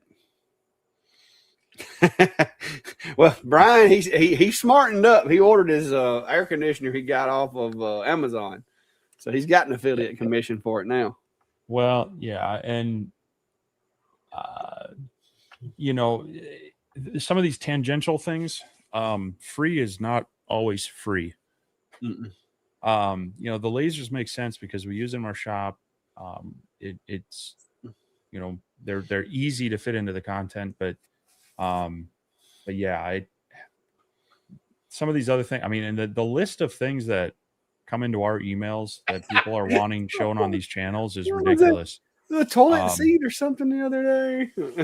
and some of what, and even with some of the laser companies, the things they ask for, it ends up really not being worth the time that you need to put into some of them. So yeah, no, and actually a friend of mine's actually been installing a mini split this weekend, and he'd gladly help me, but it's more than just acquiring it. I have some other logistics that I have to work out here to make it work. And so, yeah, it's just, it hasn't been in the cards just because of the time it will take to get everything set up to be able to install it hasn't been found. Yeah. But yeah, no, it is a nice way. And that's one of the ways that both David and I try to keep things a little more ethical. I was just talking with a company the other day and they were asking about my rates. And I said, my rates are, I don't accept payment I don't do paid content. Yeah. Just for and it could be, I just say that across the board because sometimes they're like, hey, we're not asking for a review. We would just like to pay you to create more videos with our stuff. And I'm like, here's the problem is if I ever accept money, then it affects a lot of people will say just accepting the laser or the equipment or the whatever is affecting your judgment. And sure, that could be, but I figure when there's actual payment, now you are being contracted by them to do something for them. And that's a little bit different. So yeah, I try to just use the affiliates because if you watch my content at the end of it, you go, you know what, that's great, I want one, then I get a little kickback for it. And that, it's marginally different than being directly paid. Yeah, well, me and you both have been down this road for a while, and reviews, the first 4 or 5, it's like you're on cloud 9. You're like, oh man, this is awesome. But you learn really quick that it's not always a cakewalk. Like sometimes they send you things and it's like if you figured up the hours that it takes you to get a video out with it and you did your hourly rate at Starbucks, you could have bought the machine. You know what I mean? So it's not always just a win. Now, sometimes it is. Sometimes you get some really nice stuff. It's not problematic. It's a pleasant experience. You have fun using it. Those are the ones that I like. I love it when that happens, but that's not all of them.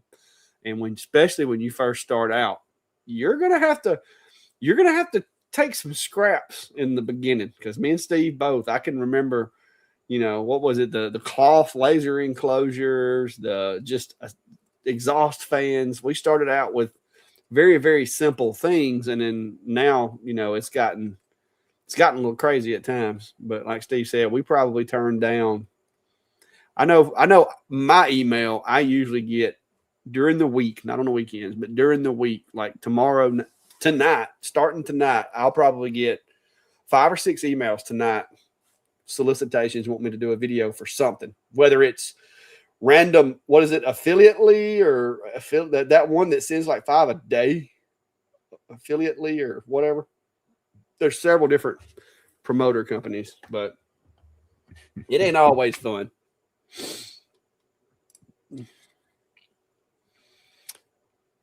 Yeah, and so in like Clark was saying, is by the time you do all that work and you deal with the company, I could have just bought the thing and installed it and not gone through the hassle. Because some of these videos on the flip side, you spend all that time doing this stuff and your AdSense revenue is in the tens of dollars, for a 40, could be, you could have spent 40 hours on that thing. So, yeah. And then we turn around and often just give them away. Yeah, I was gonna say, so far I've only sold like a couple of machines, and it was like I sold them like dirt cheap. I keep up with the machines that come through here and the ones that I give away and who I give them to and all that. And yes, other people are benefiting plenty from it, because that's the way I look at it. Is I am blessed that the good Lord has put me in the position to do what I'm doing, and if I don't share with other people, if I don't like try to help bring other people up and help other people do better with what I'm being given, in my opinion, it could just as easily be taken away. So, and I'm just not a greedy person. Like I'm just not. I try to help everybody. Yeah. So Seth's asking, Steve, saw your CA glue video yesterday. What is the best adhesive for neodymium magnets to wood? Depends on the application. If you're, like installing them on the backside of a piece of wood to be like a magnet and it's not recessed in, and you got some time, I'd obviously, I would honestly use something that's a little more flexible. So, like a rubber cement kind of thing. It will last longer. Good glues that work fast. I mean, you can glue them on there with CA, but they run the risk of popping off. Epoxy's a little bit better, but they're still, it's a chemical process that, it heats up and it turns into like a crystalline structure. It needs to grab to something.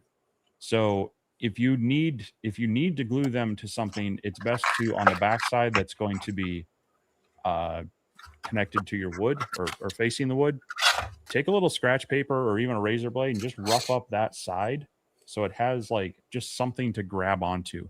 So a lot of times I will use epoxy for the magnets if it needs to be more pocketed or I need something done faster. It tends to work a little bit longer, but wear and tear or any movement is going to run the risk of those crystalline bonds of breaking, and then it's going to eventually let go. So anything that's a little more flexible and it isn't like hardened glue when it's solid or when it's cured, is going to be better on those for wear and tear if it's moved around a lot. But a lot of times I'll just resort to epoxy and, like I say, just scuff it up a bit, and that tends to work pretty well. These is what I've been using lately, and they come with these little 3M foam discs. The only thing is when you're designing, you have to allow for the foam, a little bit of room. So like I've been using those to make my little magnetic holders for things. And so I just allow in that pocket that the magnet sets in, I just allow extra distance for that little adhesive pad to sit in there. And it works pretty well. So it's not a glue, but it does hold them still. And if you really plan on pulling on them really hard, you can, the actual way these are supposed to put together, the screws, the plastic, there's a little, I think I did like a 0.5 millimeter thick piece of plastic between the magnet and the surface anyway.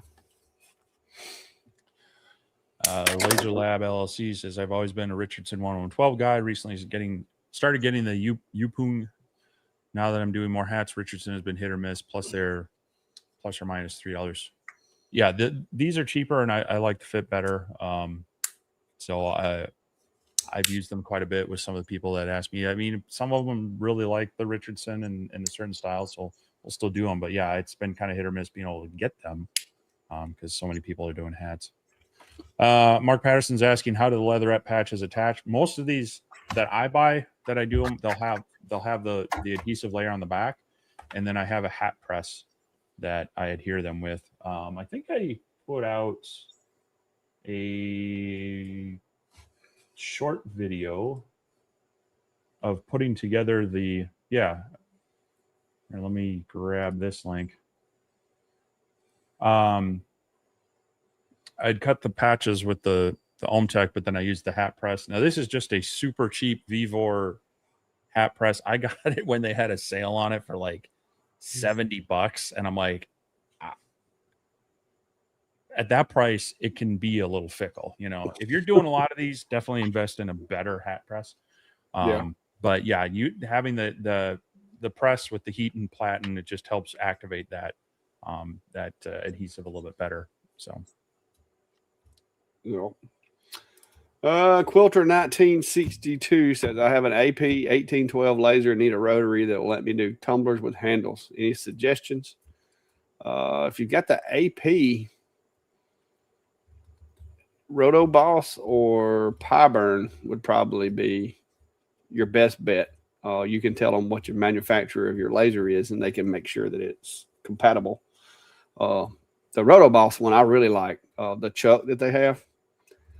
And if I ever get a different CO2 laser, that's probably what I'll end up getting. But I just, like I said, I haven't made myself go get one yet, because like Steve was saying earlier, I'm not doing so much work with my CO2 that I'm sitting here waiting on it to get done or having to turn down jobs constantly. So I haven't quite pulled the trigger.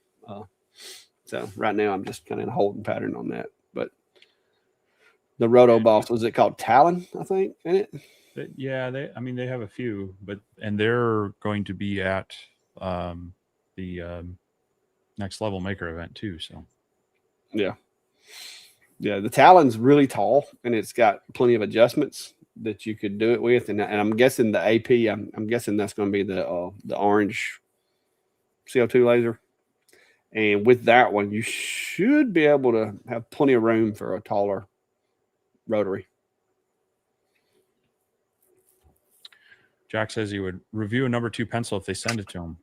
I'm What going to need about your address, Jack, and I'm going to send you an. What about a pencil sharpener and the pencil? This is like a right-handed and a left-handed pencil, so it works for either. It's ambidextrous. Works for either one. You just have to sharpen a different end. But this pencil sharpener is really works good. It holds the flat pencils and makes it round. It's pretty genius. I'm gonna be honest with you. I usually use my knife to sharpen them, but this one's got like a nice rounded sharpening on it now. Those came with my bags for my dust collection the other day. Lance is wondering how's the apiary power station working out. I like it. I mean, I don't use it as much as I probably should. I used it at Peach Jam. It worked great. I used it the other day here around the yard doing some stuff before I bought myself a battery-powered shop vac. And I've used it here in the shop as a battery backup, and it does a good job. So, I mean, it's fixing to get some more use when we start doing the band practice and stuff, because when we go to like these band competitions, kids are needing to charge phones. You're needing a fan to keep, let them cool off and stuff like that. So I'm pretty sure I'm going to use it more in the next couple of months. But the solar panel was pretty impressive. I just wish I had a way of like mounting them instead of just having to unfold them. But I used it at Peach Jam, and during the day while the sun was up and I wasn't in the shade, like it was providing enough power to run my whole booth just off of the battery being continually charged by the solar panels. Like there were times where I was consuming more than I was making, but then when I wasn't engraving anything, it would make more than I was consuming. And so it averaged out, and I wound up getting like, until it got dark, that's when I started losing voltage then, because it was like, okay, no sunlight to charge it. So I had to put the solar panels up. And at that point, I'm just consuming. But I did have my generator to where I could crank the generator and charge it up if I needed to. But I had my generator running, but I only had my fan that I used to cool myself with. I had it running on the generator. But everything else was running off the Fury. So I like it. It's really handy. Can make coffee in a pinch when you need to. I know Steve used one similar to it on his camping trip the other day and made some coffee. Well, I did. I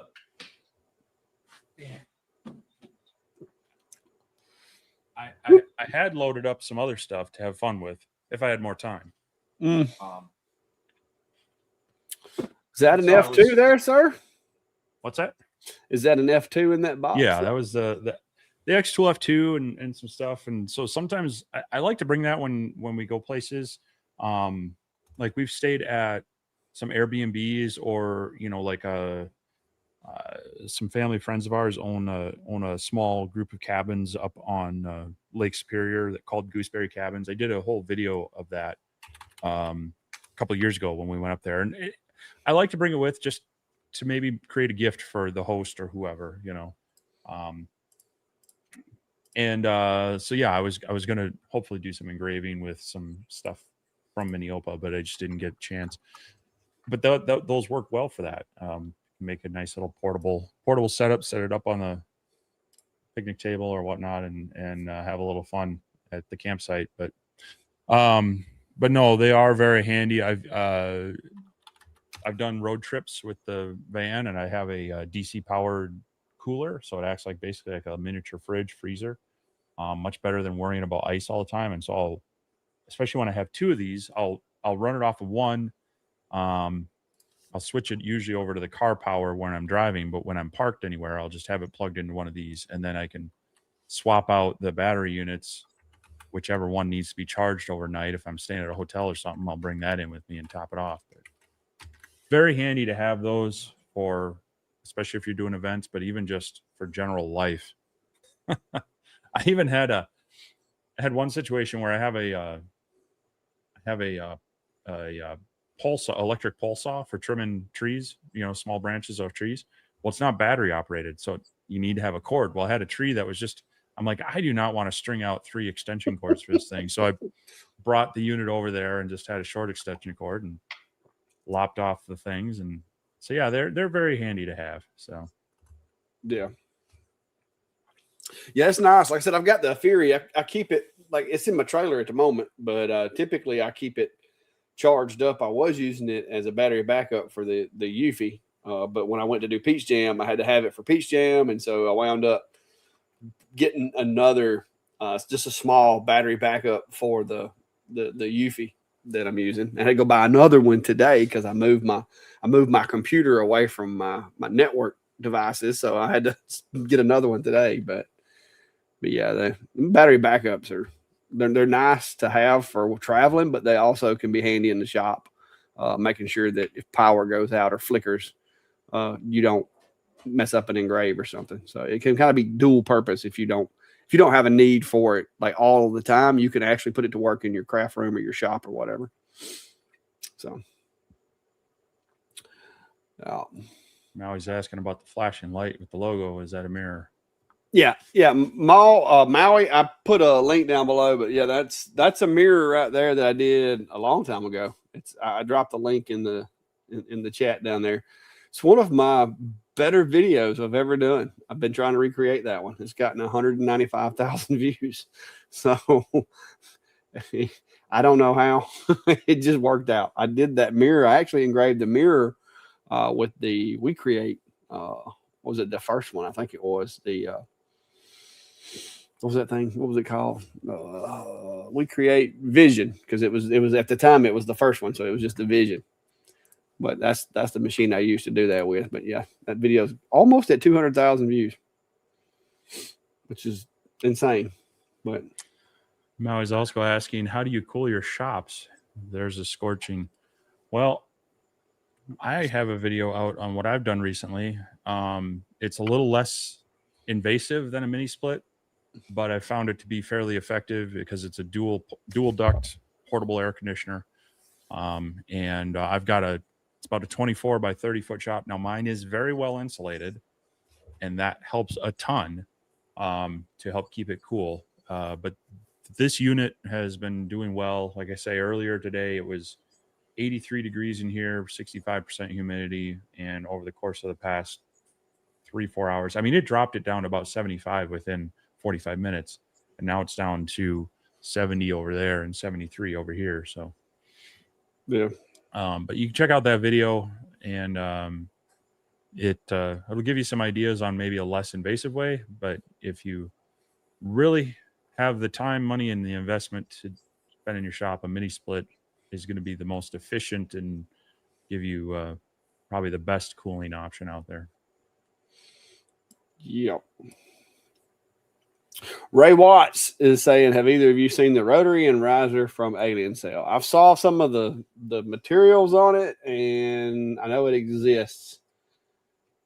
And they said that they would be sending some out, but I don't know what the timeline is on that. So I'm supposed to, if as long as nothing happens, I'm supposed to be getting one. I think, aren't you? You getting one too, aren't you? I don't know. I mean, they've talked about a number of things. I believe they are going to be sending me their air purification unit, because I told them, like, hey, now that I'm conditioning my space here and also in the winter, it would be nice not to dump it outside. Yeah. So we'll see. But I know they've been. I think I saw something like on their support page or something that had like a picture of the riser. So I think they're getting close to having them out, but haven't seen it in person yet. Yeah. Now I know they're still working on it, and it is definitely on their radar. I just don't know when we're going to be getting it. Don's asking for UV printing on items. Is it better to use a white finish or black for, say, like photos? To get a quality image out of it, you're going to need a white base. So if you can start with something that's white, that's going to help. But even that, I've still had the printer lay down its own white, just for consistency's sake. Because like if I print on a canvas, you'd think, hey, the canvas is white, I don't need to have a white base. Well, if it doesn't have any other colors over that, it might not print in that area, and then you might have a mismatch between your sheens. Now you can always have that top clear coat layer put on to help, but yeah, you always want to have a white base to really get vivid color and contrast coming out of your photos. Otherwise they tend to be a bit muted. Yeah. Southern Laser Craft says, have you seen the videos where they use a 56 volt, 100 amp hour LiPo 4 battery with solar panel connectors and plug the solar input to charge the power station? Not that specific. I don't guess I have, but the Afuria one that I have does have solar panels, and they work pretty good. It was 100 watts generally in full sun. They were inputting 100 watts back into the system. And so there was times where I was only consuming 80 watts, and it was creating 100 from the sun. So gives you a little bit of a surplus. But then there were other times, of course, where it would peak up to 120 consumed and 80 from the sun if it was a little shadowy or whatever. So. And Jake says, a shout out to both of us for the tip on cleaning a 3D bed with LA Awesome. I've not had any issues sticking to the plate since then. So good deal. Yeah. Cleaning the build plate. LA Awesome works. Dawn works. And basically it's a degreaser. It's taking away the oils left by the previous filament, or if they're built up too much from using the same filament, or your scrubby little hands got on there and left marks. Yeah, so you're trying to remove those oils and everything from the build plate. So LA Awesome is a good one. Dawn dish soap is a good one. Simple Green is another one that would work well.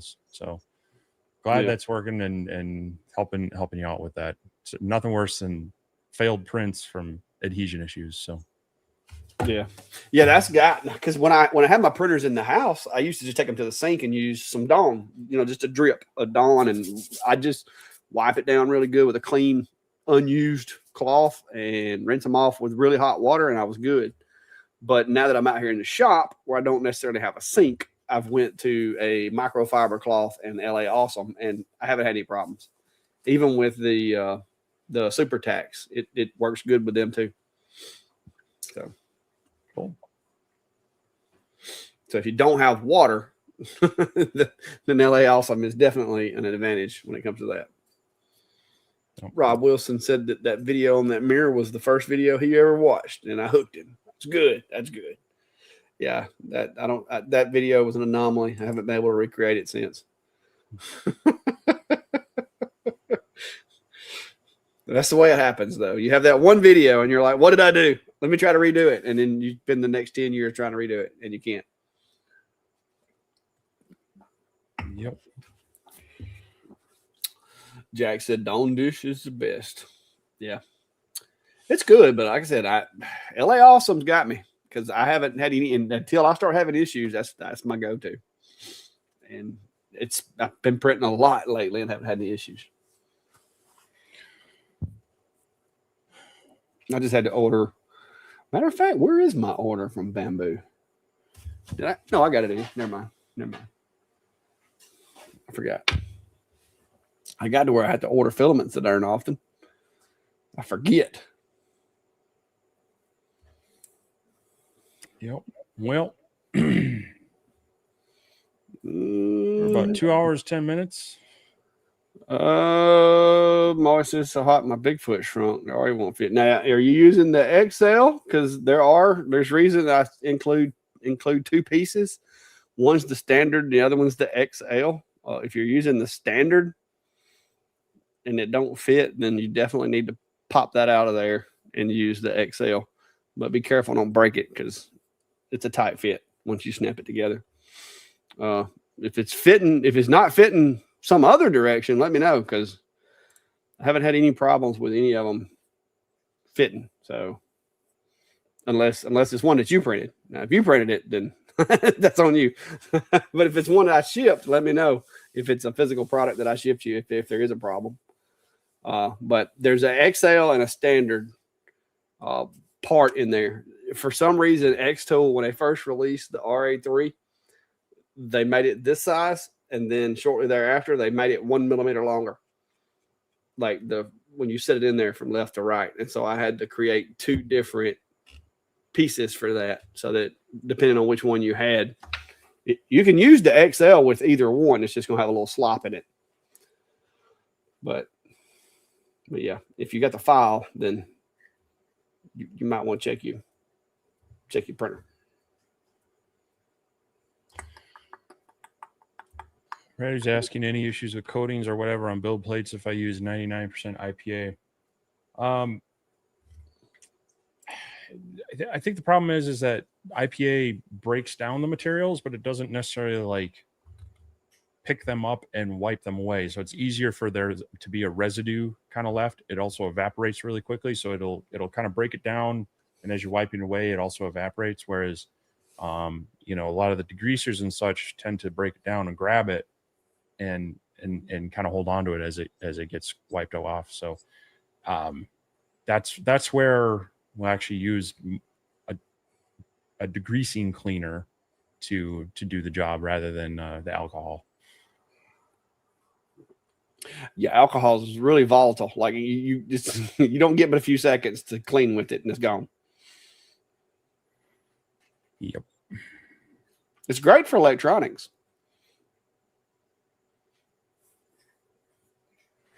Yep. So, anyhow, any final thoughts or questions? Yep. 2 hours and 12 minutes. 2 hours and 12 minutes. So what you got planned? We're gonna give y'all a few seconds there. What else you got planned this week? You gonna be doing any more camping, biking, anything like that? Well, if the temperature cools down, so we're under a heat warning today, a heat advisory tomorrow, and I think then finally it breaks and gets a little bit cooler. Yeah, what I want to do is there's a bike ride I do that's about 20 miles. It's got some hills. It's got, it's mostly on trails, but I hit 3 parks, and there's a city park, a county park, and a state park.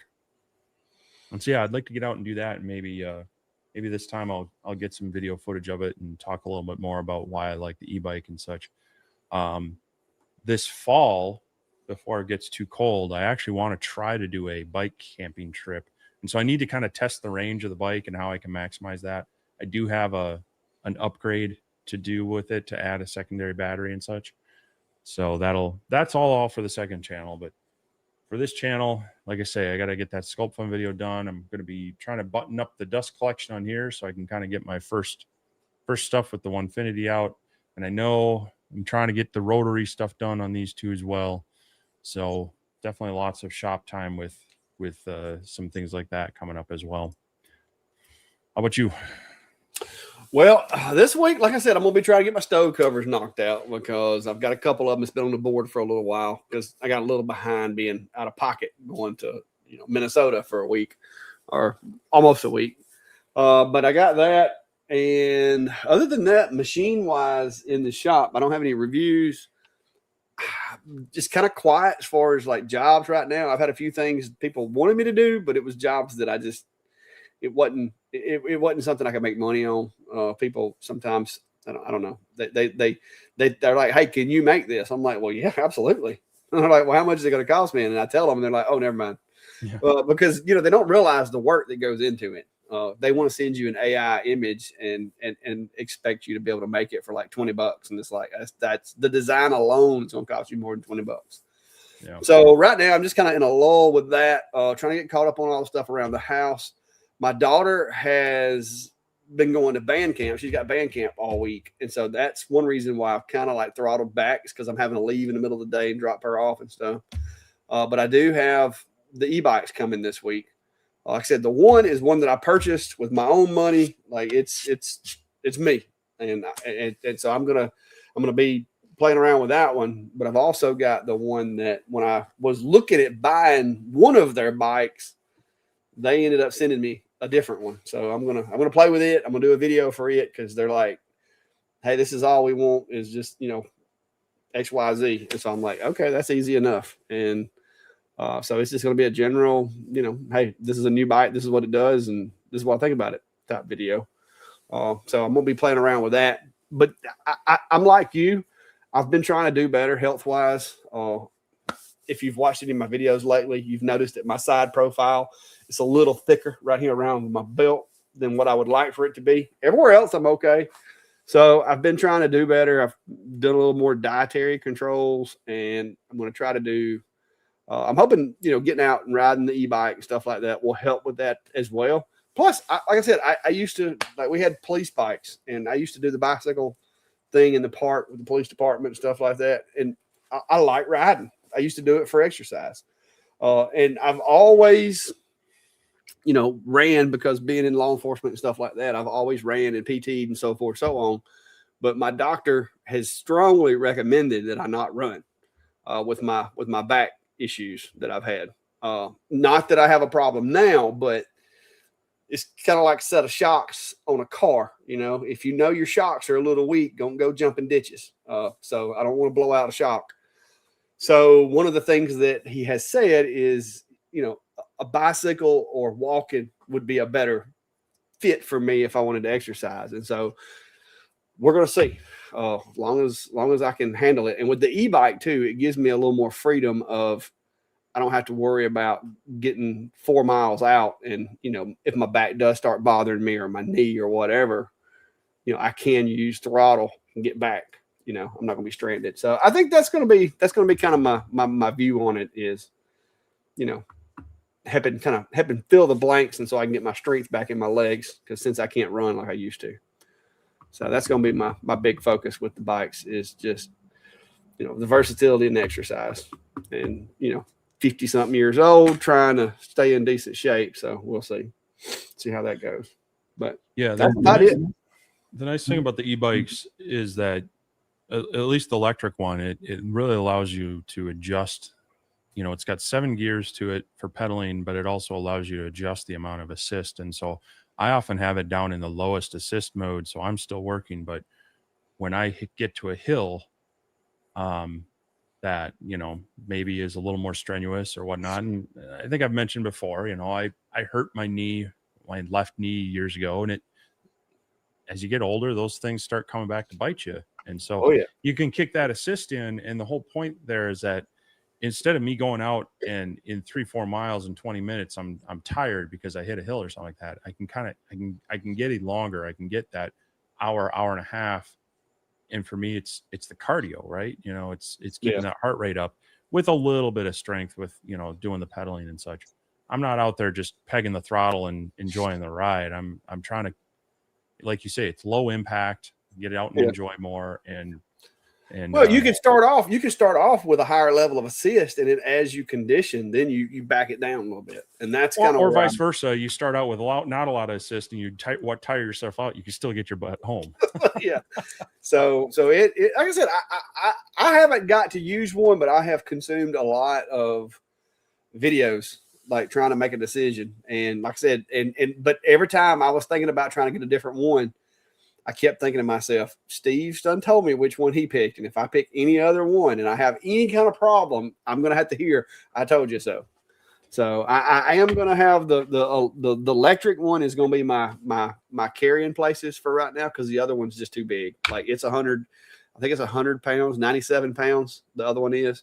It's a fixed bike, so you can't fold it or anything. I'm going to be able to put it in the back of the truck, but you know, it's not going to be like the electric where you can fold it up and slide it in the back floorboard or nothing. So yeah, I'm looking forward to it. I'm really thinking it's going to be fun, but it is definitely your fault that I got the electric one straight up. I did get a different color, and I'm gonna make me some UV printed stickers for it. That's one reason why I wanted to get my my Eufy up and going, because I had the Eufy out here, and the cat hair that had gotten in that thing sitting over here.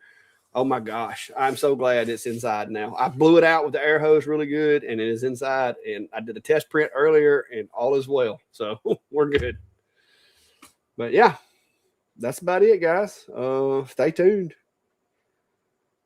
Yeah. Knees are shot. Yeah, mine's not shot. I broke a tendon, had to have it put back together. So, you know, that does tend to limit your ability to use that leg for a little while. That's it. We'll see you guys next week. We've got 3 more before we head to Texas. So if you're not going, or if you are going, don't forget, me and Steve will be at the Next Level Maker event.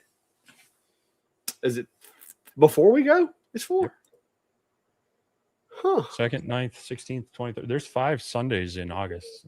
Oh, okay. That's why. I was fixing to say. Yeah. Well, about 4 more lives before we go. So y'all stay tuned. And I'm going to be taking, I know I've got one machine that's already spoken for that I'm going to be taking over to Texas with me. And there may be more. But I'm going to be getting doing a little shop clean out myself.